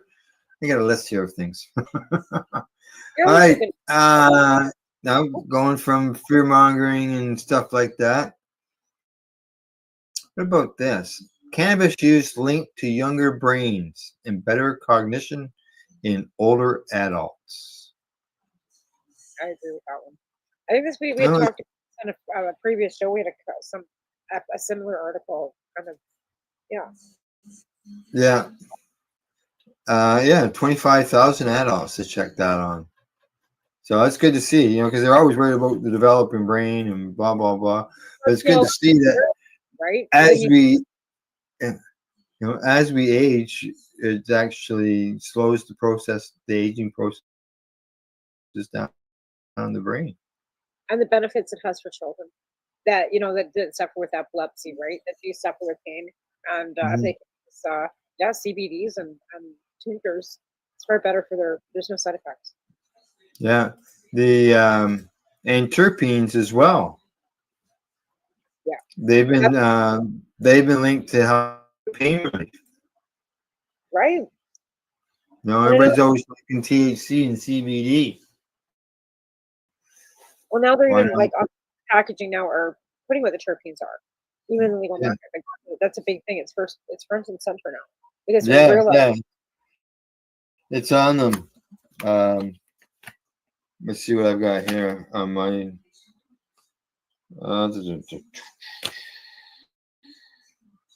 Oh, this one's got no added terpenes or no added distillates. That was a vape cartridge. So this one here has got This- now, this- 9 terpenes, 2.06%. yeah, But it doesn't say Not- it doesn't give a breakdown of what each terpene is. yeah. Now with that all said, there's no added terpenes in this. Now the natural ones are in it. It's telling me that this has got almost 11% of terpenes, and it lists beta carotene, Excuse me. selena. This one actually says And gas, funk, and woody. yeah, smoking wood. It says wellness, gas, funk, and woody. Terpene signature terpenes are limonene, carolafine, and myrcene. I know of one website that they list the terpenes, but it's more about is the description of flavor. Yeah, and that's exactly what It's not the terpenes, it's just the flavor description. Yeah, and I don't buy that. Like, we try and stay away from the cartridges that have any added baton. Yeah, same here. I don't like them. I don't need this. If I wanted to take a blueberry, I'd eat a blueberry. You know what I mean? Like, really just need some heavy. But Some of them can be pretty overpowering, yeah. well, some of that can be. And it's like, it's the fact that I don't want to have peachy flavoring in my I don't want to have anything. I want to taste the terpene from the cannabis. You want to be natural. Yeah. I don't Yeah. want peach. Like I said, peach or whatever. I can, lychee. I can eat a lychee. I can buy a peach, right? Now that would be this cartridge, the one I was describing earlier. This one here, it's from Legacy. It's been around for a while. Oh yeah. It's a hash one, is what it is. Yeah, I wish I wouldn't have thrown this away. I think it was in a tube. Okay. They said that they did a survey of 329 people. 45% of them found pain relief. 16% reported minor pain relief. And unfortunately, 38% of the people didn't feel any relief. Yeah. Let's see. Yeah. I know. I'm hearing. I'm getting some feedback from people that my candies are like not affecting them anymore, and I'm like, oh, I put a lot of keep in them. Like, they're not. All right. Well, see, that's not. I don't know. Some people think that it's not working if you're not getting stoned. Well, that's the thing. Like, or the one fellow said, well, I had some of your candies the one night and I slept really good. Then I had some the next night and I also ate a cookie from somebody else and I was awake all night. I said, so you were fine with the candy by itself, but as soon as you ate that cookie, you Yeah. which is odd. So I've never heard anybody who ate any cannabis that could. As far as did he? I don't know how many candies he had, but did he ever try it again without the cookie to see how things went? No, because those were his last 3 candies. Oh. I only left him 6. Like, you know what I mean? It's a friend of mine in Alberta. But yeah, the first time 3 of them, he was good. Second time and the cookie, and he was up all night. I'm like, doesn't make any sense to me, but okay. Maybe the cookie was made with sativa. I don't know. Like I said, I don't know who. Like I know who made the cookie, but I don't know how he made his butter. Right? Okay, let's see. I don't think there's anything else on that. I'll just close that off. So the opioids in cannabis. Well, you're dealing with the CSP program and stuff, right? Yeah. Yeah. Yeah. Yeah. And there's a study that was done in Australia. So medical cannabis may reduce prescribed opioid use. I know in my case, it did big time. True, too. You know, I get them too, but I don't take them. Like very rarely. Like even with this right now, like I'm not. I'm taking nothing. I've been smoking weed all day. I haven't taken any pharmaceutical. Mhm. They Even said my that. drugs, I'm not taking them. They were making me feel funky. Unchanged. Yeah, whole different topic. But yeah, no pharmacies today. Just weed. Yeah.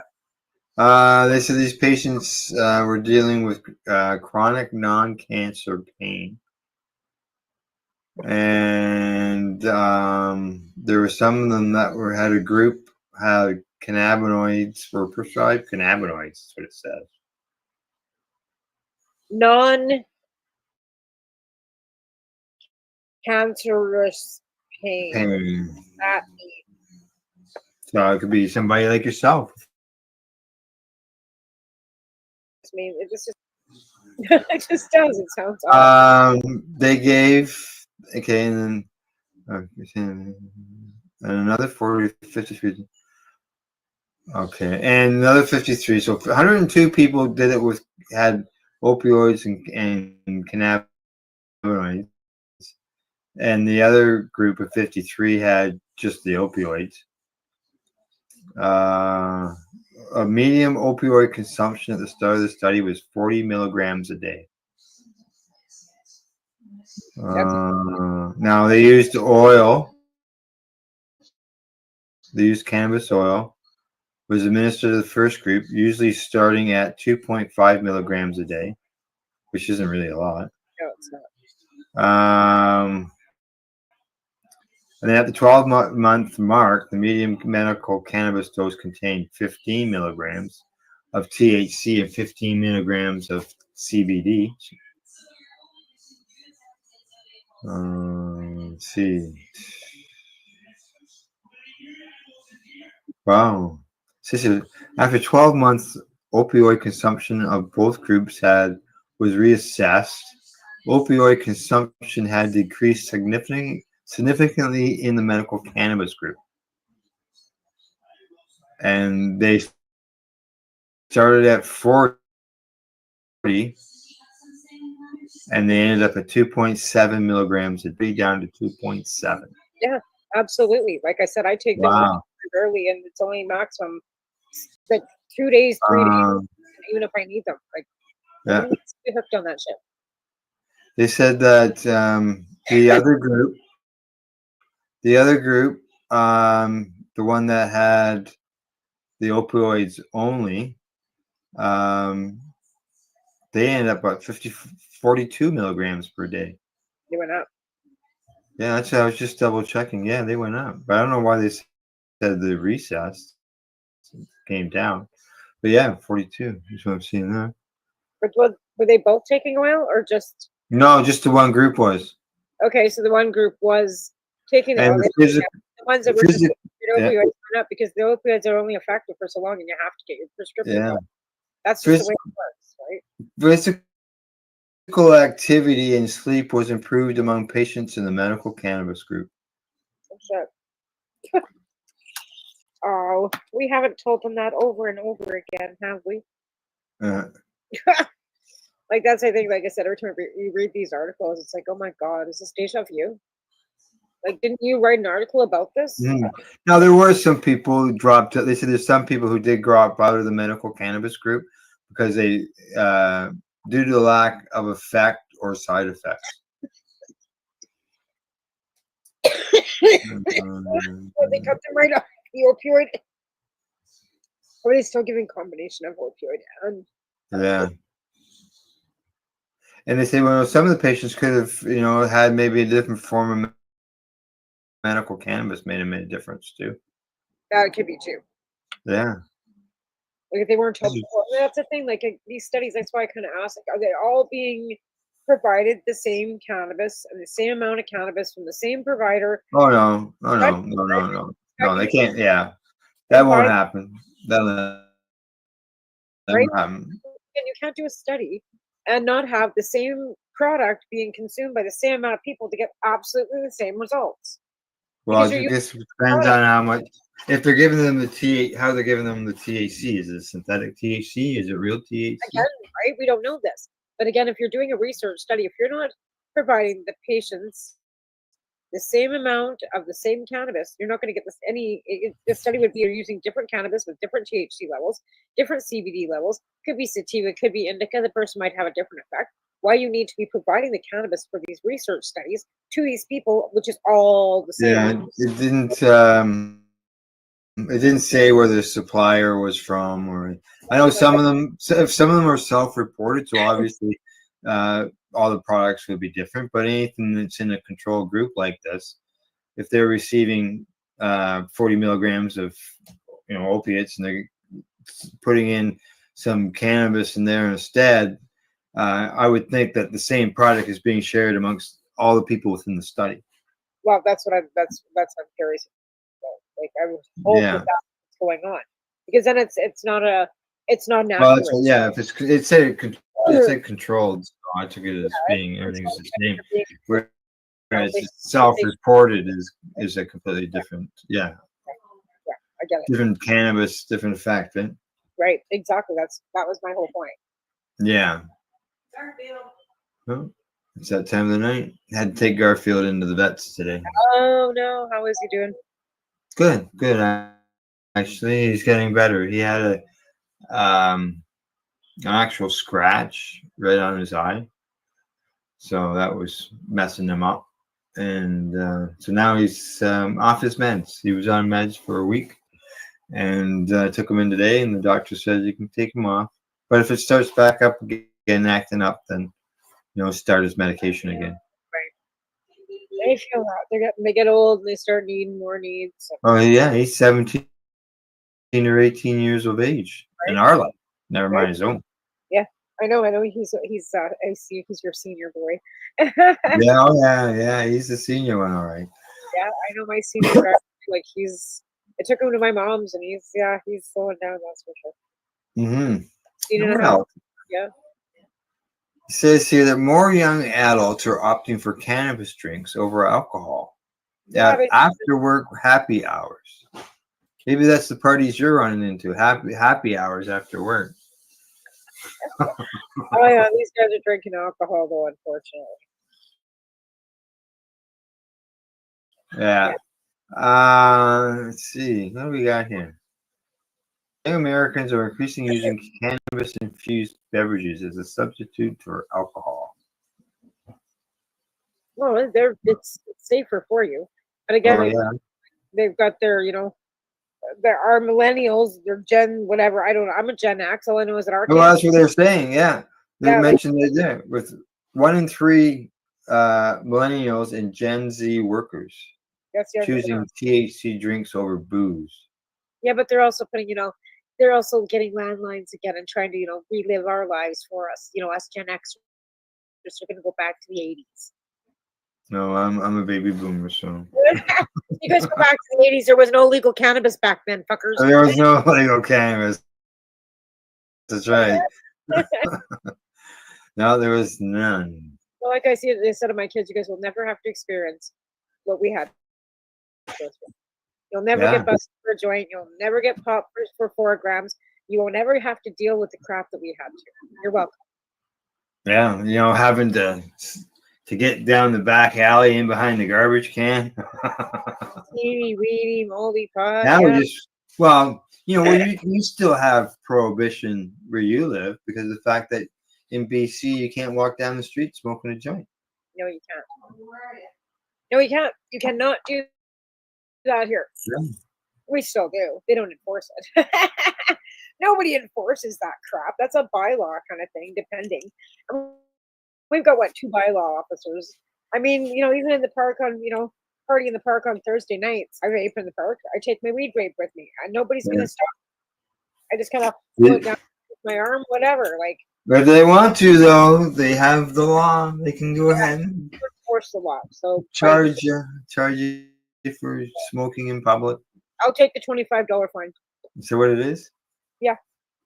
I'm trying to Smoking in a think of park. what alcohol in public, because you can't consume alcohol. $100 Well, What is inside except for dirt?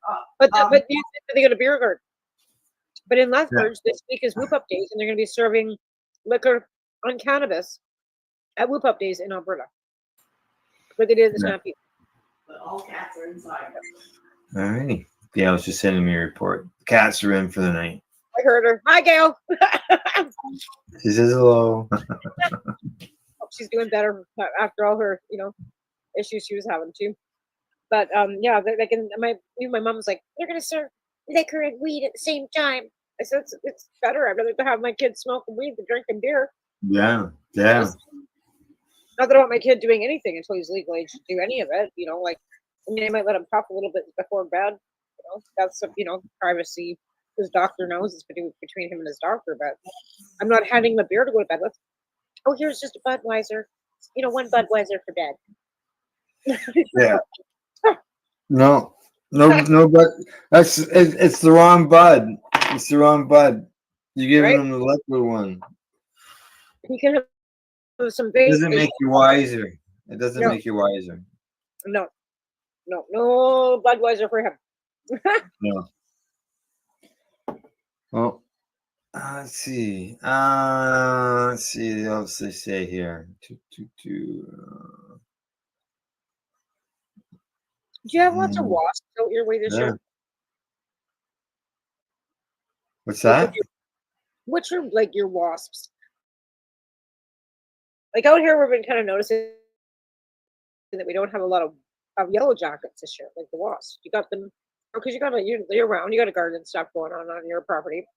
Yeah, we've had wasp nests. Yeah, around here. Yeah. Okay, we haven't. Oh, have you? Oh, yeah, we've had one. Yeah, we had one on our deck. Yeah. Okay. So you guys have been super hot this year, though, too. And we've had a lot of rain. So maybe that's why. Oh, it's been we got some rain last night, and today was sort of had a rainy morning and stuff, but it's just been so dry. Like probably over the last 2 weeks we've had little spurts. You get like rain for like 3 or 4 minutes, right? It hasn't been anything of any accumulation. It's made a little difference in the grass, but the one we got last night should be a big help. Yeah, it was 13 degrees here last night. Oh, was it? Yeah, it's about that for us at night. Now I know as well with this rain, like even though I'm going out and watering my plants, they much prefer the rain, and they look much happier when it rains. Oh yeah, I bet. It's been so dry, right? Yeah, and it's been the opposite here for us this year. We've gotten a fair bit of rain, which we needed. Yeah. We've had more rain in the last 3 weeks than we've had in the last 5 years. So Yeah, and then being able to access water to water them. All our ponds are all low. We're all down. you guys have been in a bit of a drought, heat wave too, right? Oh yeah, big time. Yep. Seems to have worked this way, like, from our end. Now it's moved across, Ontario, Nova Scotia's gotten burnt up, and Manitoba, Well, yeah, fires. We've Right. had the big fires here in Ontario. Big fires down the East Coast. I know. Telling people don't go in the woods. Now, I know some people were upset about not being able to go in the woods, but Hey, we they don't don't fire. understand your ATVs and stuff. Like, it just takes one spark. It's out. Yeah, I saw that. We have had that out here. They shut down the backcountry out here several times because of being that dry. And you still have the same assets bitching and complaining. They don't get to go back there. So it's no different. It's the same idiots everywhere. Oh yeah. Doesn't stop, right? Nope. Doesn't matter where you live. Let's see what else. And since It you know, says 66% of American adults said that they've tried alcohol alternatives. What would alcohol alternatives be? Would that be a cannabis drink? And they say 24% of respondents said they've at least partially replaced alcohol with non-alcohol or cannabis beverages. the only thing with for me is it puts me to sleep. Like Does I, it? I have a couple of those cannabis drinks and I'm going to bed. I'm no fun at a party if I'm sleeping in a chair, right? Mhm. So, but again, that's just me. That's not necessarily everybody else. But Yeah, I'm still. if I consume anything edible, I'm Anything? Oh, really? Eh? candies, cookies, brownies. It doesn't matter. Drinks. Oh, I'm like, no. it's like a big old. I'm still trying to find my levels as far as when it comes to edibles. How much milligrams is too much, and how I know I've had a few occasions where I've consumed too much. I didn't look at it as I overdosed. You know Just what? I was consumed too much.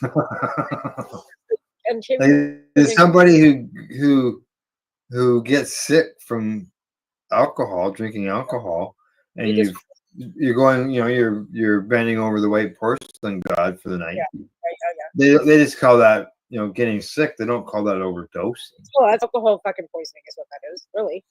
Yeah, well, yeah, people die from alcohol poisoning. For They sure. absolutely do. Yep, you bet. But like I said, even like when I was making candy, Tim would be in grade like 1 or 2, and it'd be like, oh my god, I'm falling asleep, and because the shards, I'd be cleaning like emptying just the shards, licking my fingers off the kids. Like, oh my god, I gotta pick the kid from school, trying to keep my eyeballs open to fucking pick them up. Like, yeah, I just don't eat them.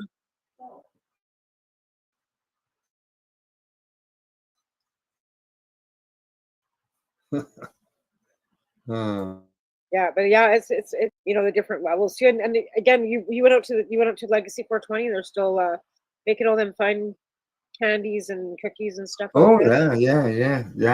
I know that's He had Johnny showed me something called a snowball, and I thought, what's a snowball? stop. And I said, that sounds a little odd for a cannabis store. And he says, well, what it is that they took a bud, coated it in oil, added THCA to it, I believe, and they're like a round ball. Oh yeah, and you smoke them. Then they smoke them. Yeah, break it up, all that type of stuff. Like diamonds kind of thing, isn't that what they call them? Diamonds. Yeah, I think they may even have had them added in there. So, who knows? It sounds familiar. That's a double down dirty bud. Because I looked at it, I said, "What's that?" And he said, "Snowballs." And I said, "Snowballs." It just seems odd. And that's what he told me about them, and I didn't buy one. Mm. No. It's a lot of. I went down to get my THC base for my beverages because Right, I've yeah. switched over. I use cannabis beverages. I know you do, and that's why I was Yeah. wondering if you were still working and everything was okay, because I know that would be a huge loss for you if you couldn't. Oh yeah. For I don't yourself. know anywhere else where I can get it. Right. So I'm Yeah. glad to hear that, because I was worried about that because we didn't know. Yeah, no, I just sent an email down to Julie and said, "Hey, come down to get some THC base," and she said, "Okay." I told her how much I wanted and everything. Right. So I went down the next day, picked it up. It was already there for me to go. Awesome. That's perfect. Yeah. That's a great source. And and as usual, Johnny sent me home with some treats. Oh, that's awesome. I gotta watch. I can't eat the popcorn treats and stuff, so I passed them on. Right. Gotta I know watch my that. friends that had given me some kettle corn too, but I can't eat that either. It kills me. Like I'm not Yeah, gonna. I gotta break it up. I have to make sure that any hard bits of popcorn, the shell, anything like that is gone. Yeah. So that doesn't break down in your system. No. And it just floats down through there, and they can just plug things up. Get real messy. I was kicking my ass because I didn't buy any table corn when I was home, but I'm going back again Friday, so I guess I get some corn then. Yeah, corn. Yeah. I don't eat corn. You can't eat corn? Oh no way. No, that just spells trouble. Because corn's the shell of the corn, or that coating on the outside, it doesn't break down in our system very well. Right. So you end up, I thought about that because having problems. I never thought that the corn would be the problem. Never. I've been eating the problem my whole life, and not even connecting the fact that that's what's causing me. Because I don't even think about it. Because everything causes. Yeah, as you know, with corn, what goes Everything. in comes back out, right? Well, they even lettuce is something that I can't eat lettuce. I eat romaine lettuce. I can eat romaine I can't lettuce. eat any lettuce. I can eat spinach, but I can't eat avocados. I can't eat anything green really anymore. No, Anything. man. No, just shoots right through me. Oh, it's not good. I can eat Yeah. anything. It doesn't matter what it is. Though. I eat, and 20 minutes later, and poof, yeah. Why I don't eat? Yeah, it doesn't stick around long enough for your body to absorb it. No, why all my meds and stuff, like why I'm flaring? Because that medication that I'm taking, the methotrexate, it's not absorbing. And I'm a fucking boob and I will not fucking take a needle. So I'm suffering because I refuse to take a fucking injection. Yeah, see, my doctor wouldn't give me the pill version because of the fact that I wouldn't be able to absorb it. So I had the injections. Well, it's been working for the last 3 years and now it's not. Yeah, well, it's gonna happen. That can happen, right? So I'm not right. healing me. Have them maybe you can go into a clinic and they'll do it, so you don't have to. No. And yeah, I had to do mine. I think they call it sublingual, whereas I had to do it in my stomach. Yeah, I'm not into that. Like it's a blood test. Oh really? Oh, I don't. Yeah, I don't mind. I have got the biggest phobia for needles. Like that's why when they came up with these vaccines and stuff, my mom, like, you're not. I said no, I'll go get it. And she goes, well, you got tattoos. Like, well, it's not the same. But I've got it. My mom, yeah, will stand up to that. I am not. No, I am not good with needles. Yeah, I get the methotrexate stomach injections is what I did. So. No. All right, time for us to take a break. And when we get back, we'll discuss who knows what. So other than that, we will see you in about 2 minutes and 50 seconds. You're watching the Pace Radio Show. We're live here at paceradio.net and 420pace.ca. You're listening to the Pace Radio Network here at paceradio.net. Camelford Lifestyle Shop, open Monday to Friday from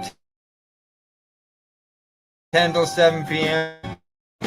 Check out our flags, our t-shirts, plus our hats, and look of that supply of rolling papers. Much more.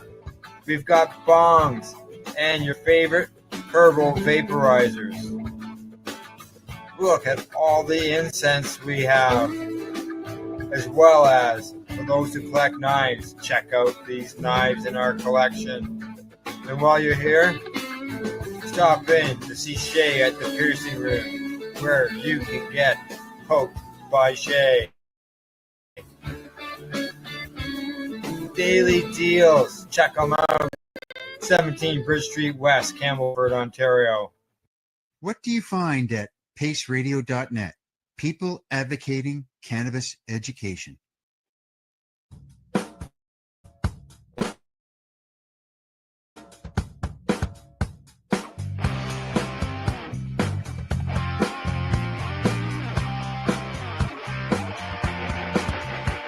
I'm having an awesome day, and I'm gonna make sure it stays that way. I'm having an awesome day, and I'm gonna make sure it stays that way. Limestone City Hydroponics is Kingston, Ontario's hydroponics shop. Take your growing to the next level and create the optimal environment with a tent kit, or maximize your yield with an ebb and flow flood table kit. Either way, Limestone City Hydroponics has more sizes and options to fit your needs. Are you looking for the power of the sun that adopts to your budget? Then look no further, as they have professional grow lighting. They have indoor grow systems that are easy and cost effective, with many options to fit your living space and lifestyle. Cultivate your growing potential. We have every local delivery to the greater Kingston area. Remember, when you're looking for experts to help you grow, then look no further than the locally owned Limestone City Hydroponics, 105 Sunderland Drive in Kingston, Ontario. Call them at 613-548-0420. Rerolled Saturdays. Check it out. Nothing but non-stop cannabis and psychedelic programming. Find it at 420pace.ca. You're listening to the Pace Radio Network here at paceradio.net. This is the Pace Radio Show, and welcome back. Hey, I see we got a comment. Oh, that was from you. Well, you know, the more engagement the page gets. So I started the show on my phone and put it on mute, so it looks like we got more people, and I'm learning some tricks from doing some social media stuff. But yeah, more comments and the more followers and the more shares you get on all of these interactions makes your show like Right. proper algorithms, right? So Right. well, might as well kick it up a notch, get some likes and some shares. And I got on YouTube. Please subscribe to us. I'm just looking for, I found something that I found interesting during the break. Oh, cool. And I'm just going to send it to myself so that we can discuss it. I do that too. And I put it in a different spot than I normally put it, and I ended up with a big one of those. Facebook got upset at me. They wouldn't allow me to share the news. They're getting stickier and stickier. And apparently, the Americans are shutting down TikTok, and the Americans aren't going to have access to TikTok. No, I thought he was saying that's. I don't have TikTok. So. Orange Potato doesn't want them to have access to TikTok. He's shutting down like all their social. I thought he was looking at buying it or something, or had some buyers. At first was getting in, then it ended up being maybe possibly Microsoft, but this Chinese are not selling it. No, not run by the government, or partially. If the government's connected to it, it's a minefield of data. Right. Okay. Did you know? According to this new report, Medical Journal article examines the high impact of high potency legal cannabis. They say that cannabis is 5 times more potent than it was 20 years ago. I'm calling bullshit on that. They say this is a joint with no resin. People don't know what resin was. Our joints would just be like black, thick with resin from the pot, right? No, don't tell me the pot's better now than it was then. That's a fucking lie. Oh, well, hang on.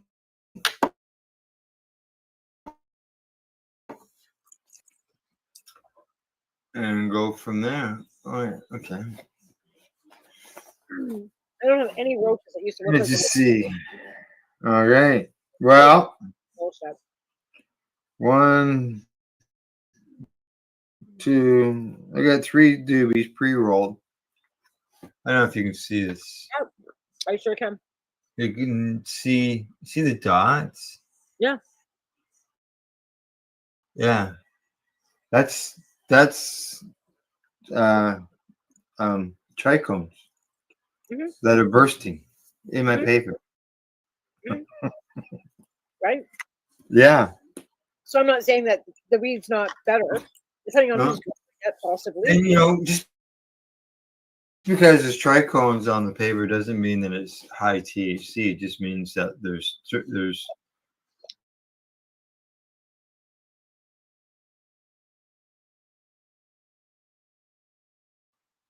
19. We'll go 19. We'll go 2000. This joint would be black.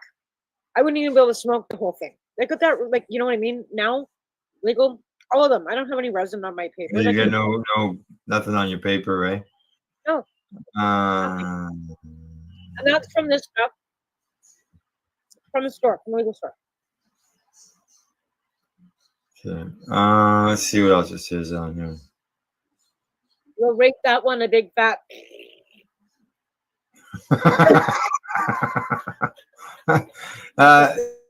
Yeah, there was much more to that story, but if you're giving raspberries to the fact that there's more higher THC percentages now, you give raspberries to the rest of the story. Well, I mean, I'm not saying that some of it's not, but I know that I buy from the legal market. Like I very rarely don't because I don't want to drive out to the Tanaha. Just saying, right? I'm lazy. Okay, I'm lazy. I have one store they go to. I try and buy the providers like these ones now with the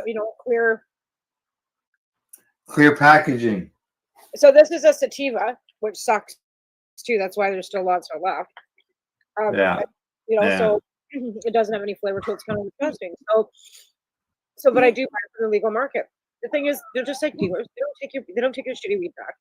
You're stuck with the crap. Sometimes you can't see it. You can't see what it's in the jar. You're going off, it's an indica. Oh, okay, well, I've heard this provider might not be so bad. Oh, this is a micro, so you're taking your chances every time you buy a bag. I have found out that the smaller the amount you buy, the better the cannabis usually is. Because they're, like I said before, those big producers throw mindsets. They want to put the crappier buds in big bags, sell it for big bucks.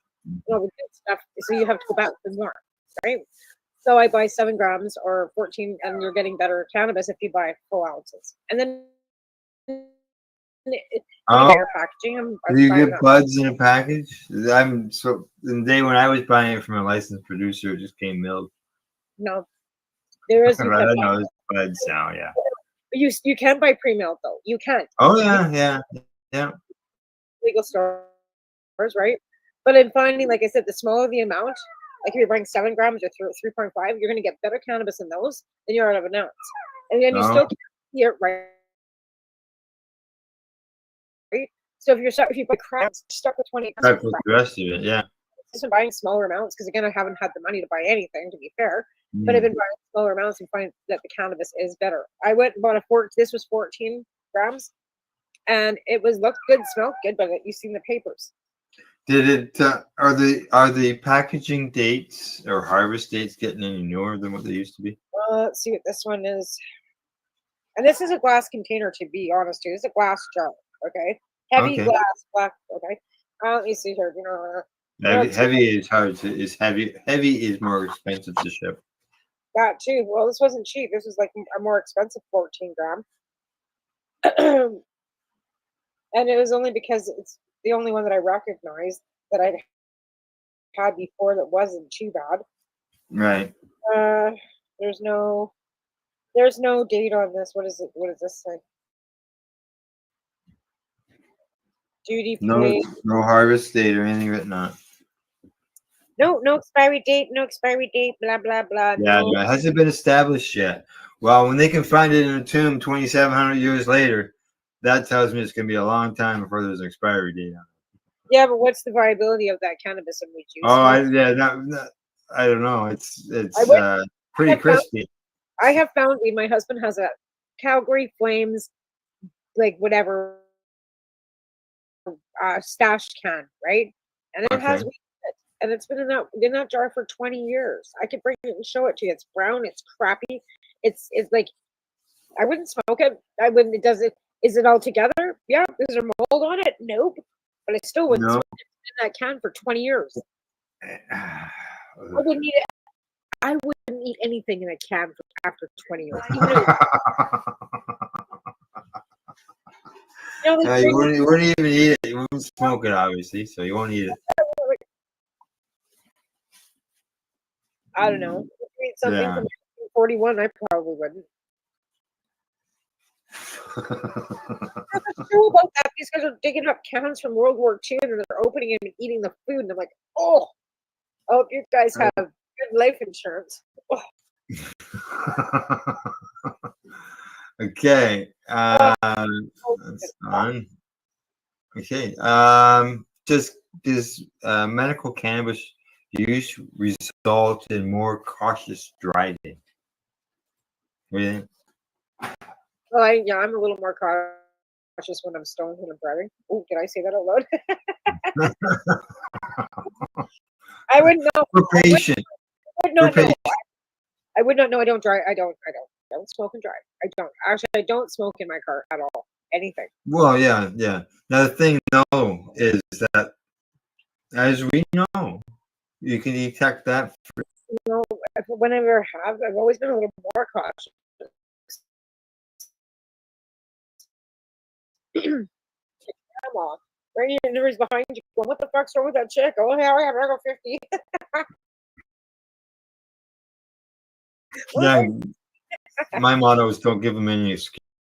So they did this Australian study investigating impacts of THC oil on medical cannabis patients. They said it resulted in interesting results. They said it has to be interpreted with caution. This is done at Queensland University and the University of Sunshine Coast. They involved a validated video-based test in 41 participants, and each participant had 2 tests done, one at baseline and one afterwards, 1 week apart. Okay, they are assessed for hazard perception, skill performance, driving-related risk-taking behaviors. So that'd be like doing donuts and things like that. Yeah, I'm gonna agree with that. Self-perceived hazard perception, skill performance, and self-perceptions of driving skills and safety. Okay. Prior to the post-consumption session, participants consumed 10.8 milligrams of THC and 16 milligrams of CBD. The researchers found hazard perception skill performance did not significantly from baseline to post-consumption. No, I wouldn't see. I don't know most people that consume daily for medical. It felt unsafe driving with any of them. Yeah. Now they say that, but the way that the participants perceived their performance did change. They said they were unable to accurately self-assess their performance. However, this was regardless of whether they had THC and consumed THC or not. So even the non-consumer,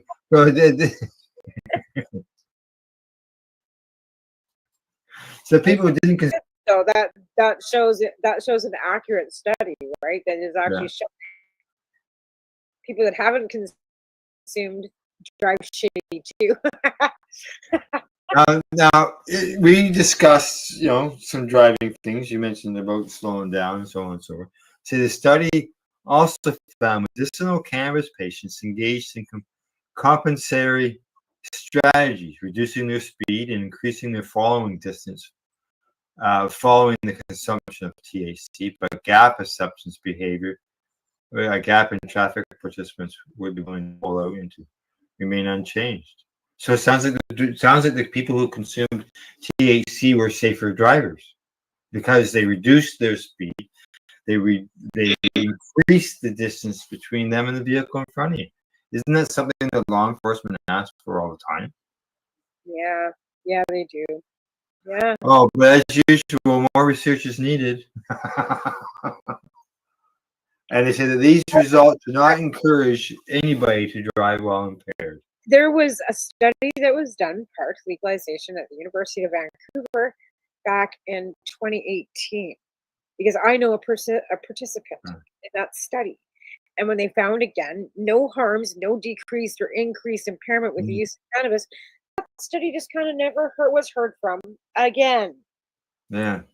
But so again, here we are, 2025, almost to 2026, and they're still talking more research is needed.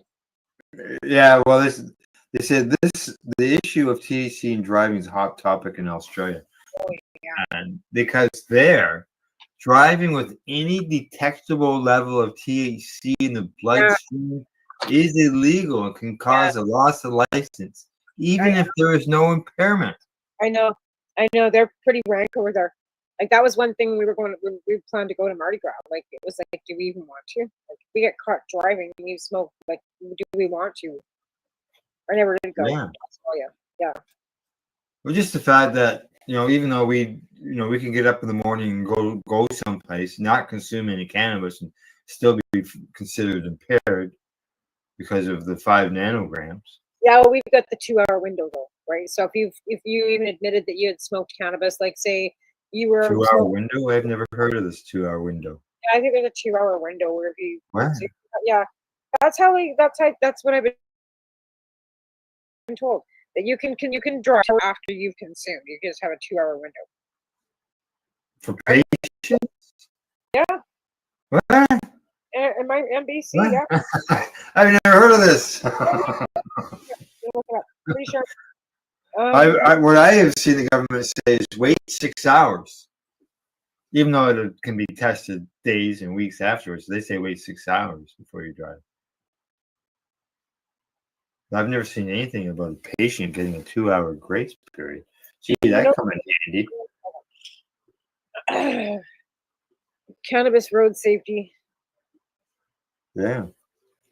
Here we are. Well, you looking up that, I'm going to let everybody know that another country is going to legalize cannabis, which is great. More countries, the better, right? Absolutely.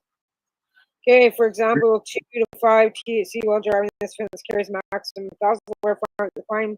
Having more than 5 THC is $1,000. Yeah. 2.5 get you a slight suspension and 5 luck out. Well, they'll just get their fines, $1,000 fine. In For the BC. 2.5? Yep. And then anything over $1,000 fine that can be escalated, but they're just fines in BC. In BC, I know we can be charged with driving with alcohol or drugs. Okay, so zero tolerance for like learners' licenses, Right. Yep. and brand new drivers. Yeah, that's normal. So Grenada, yeah. Yeah, they're looking at legalizing cannabis. Awesome. Yeah. Okay.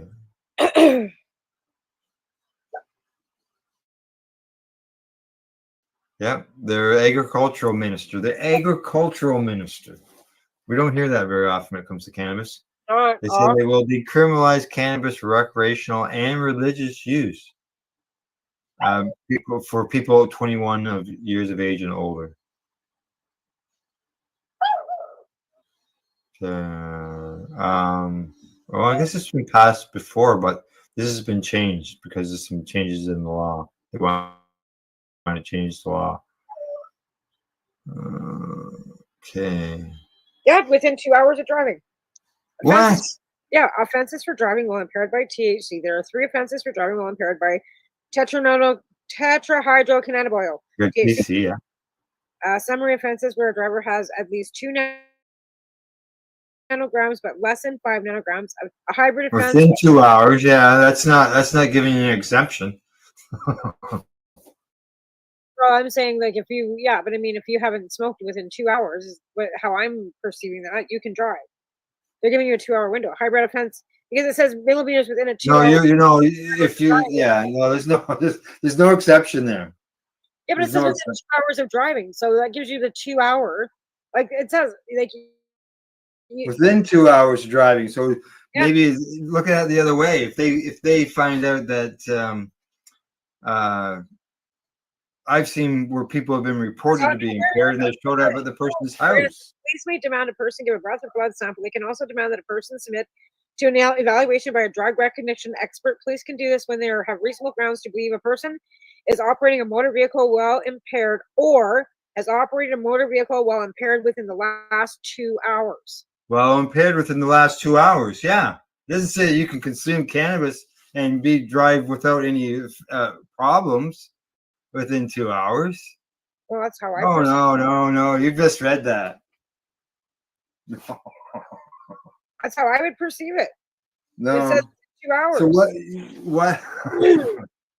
No, they don't allow you to go and smoke joints and not bust you for consuming cannabis within 2 hours.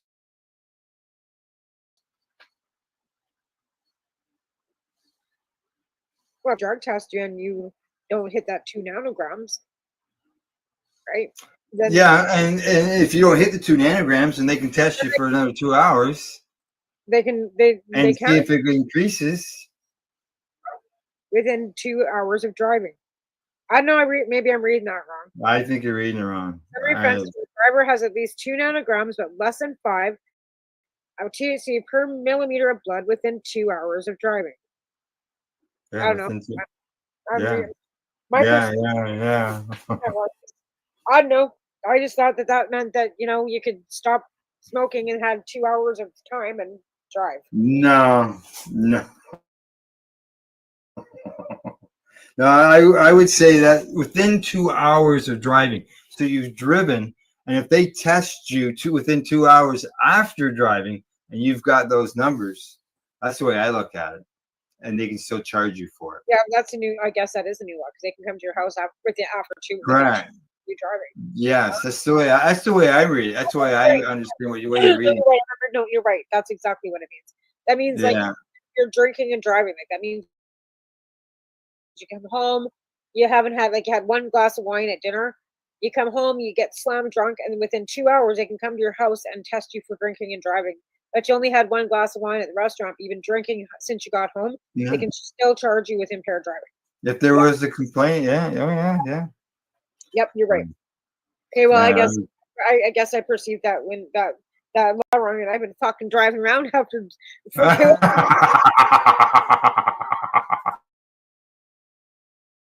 I'll just claim dyslexia.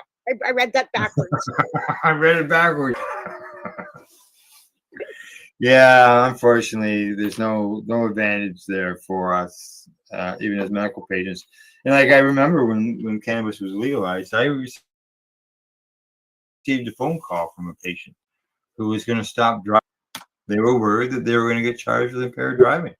I was fucking worried about getting my medical papers because I was afraid that I'd lose my insurance on my car because I was driving. They'd think that I was impaired all the time because I was using cannabis for medicine, and they'd pull my license and fucking insurance. Nobody knows. It's big fat secret. Yeah, I don't think I don't give my auto insurance policy a medical record of me. Well, the thing is, they always ask you on your driver's license, do you have any medical conditions that are going to cause you to have any special requirements on your license? If you're diabetic, you have to tell them that. Because I wear glasses, you have to tell them glasses. Yeah. So if you had hearing aids, you'd have to tell them. Right. So technically, by law, we're supposed to tell them. Because it's a medical condition. My Crohn's doesn't affect my driving. No, but your medication might. Does it ask for medication? No, but it's my opioid, right? If I was say driving. Isn't there privacy laws there? Medical privacy laws? I'm not sure when it comes to driver's licenses. I'm not sure how that works. We'd have to look that up. There might be. Yeah, Because might be. it's driving and it's public health and safety. There might not be. Yeah. Uh-huh. Because driving is a privilege, right? Not a right. Yeah. Have you got a dog around you? Did I hear whining of the dog? All right. She's been whining forever. I keep telling Yeah. her. All right. Have you got anything else? I see we're at the bottom of the hour. You got anything else that you? No, I don't think so. Well, Catching a except cold? you know, on Monday on cannabis and coffee with tomorrow. Yeah. I noticed you've been blowing your nose. You've been coughing, sniffling. I What's with know. the cold? I woke up this morning with this whole shit show going on. This. Oh, yeah. Okay. Yeah. I don't Yeah. Yeah. I'm just thinking of some of your posts. Yeah, it's been a shitty fucking. And like I said, I was in Lethbridge and Yeah. up something somewhere along. Who the way. knows? You picked up something along the way. Yeah. Right. So. I don't feel great. Let's put it that way. No. Yeah. Yeah. Well, like we said at the beginning of the show, I wasn't even sure whether you were showing up because you posted about being unwell, and instead we're in different rooms. And yeah, we were just in different rooms, which was really weird. But we got it together. That's what live TV or live podcast. That's right. We'll roll with it. That's right. That's right, Winger. Okay. Nothing else. Then we shall say goodbye to everybody. Then. Thanks for watching, everybody. Have a good week. That's right. Thanks go to our sponsors, Limestone City Hydroponics.ca, the Campbellford Lifestyle Shop, as well as at ease.ca. And as we always say, thanks for tuning in. Thanks for watching. Other than that, good night, and we will see you next week. Bye-bye.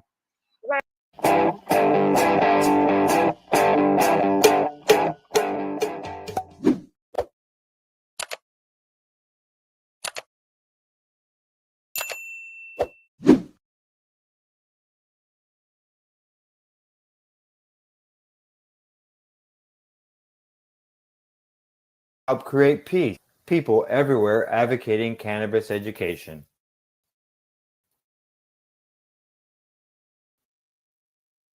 You're listening to the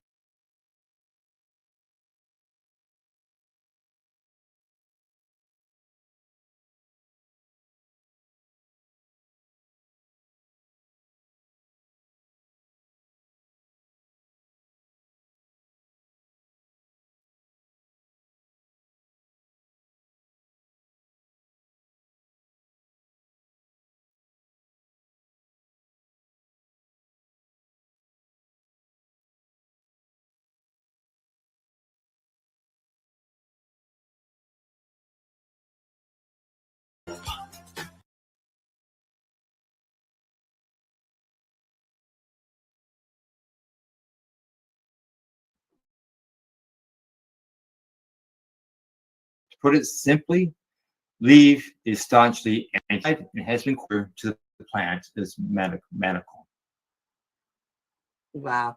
Yeah. Lev said that people who believed in rescheduling cannabis, including some of the medical community, are drinking the same Kool-Aid again, according to Marijuana Moment. She has also reposted countless social media posts claiming that cannabis is a public health crisis and that the medical studies are misleading. Somebody needs to stand up and sue this. Don't know. Could you just give us a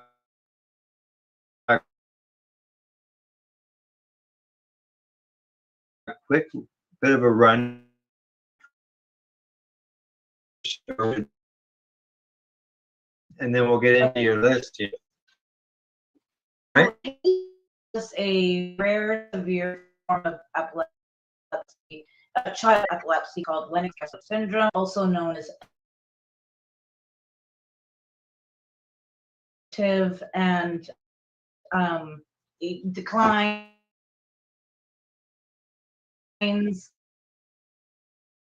intellectual declines happen.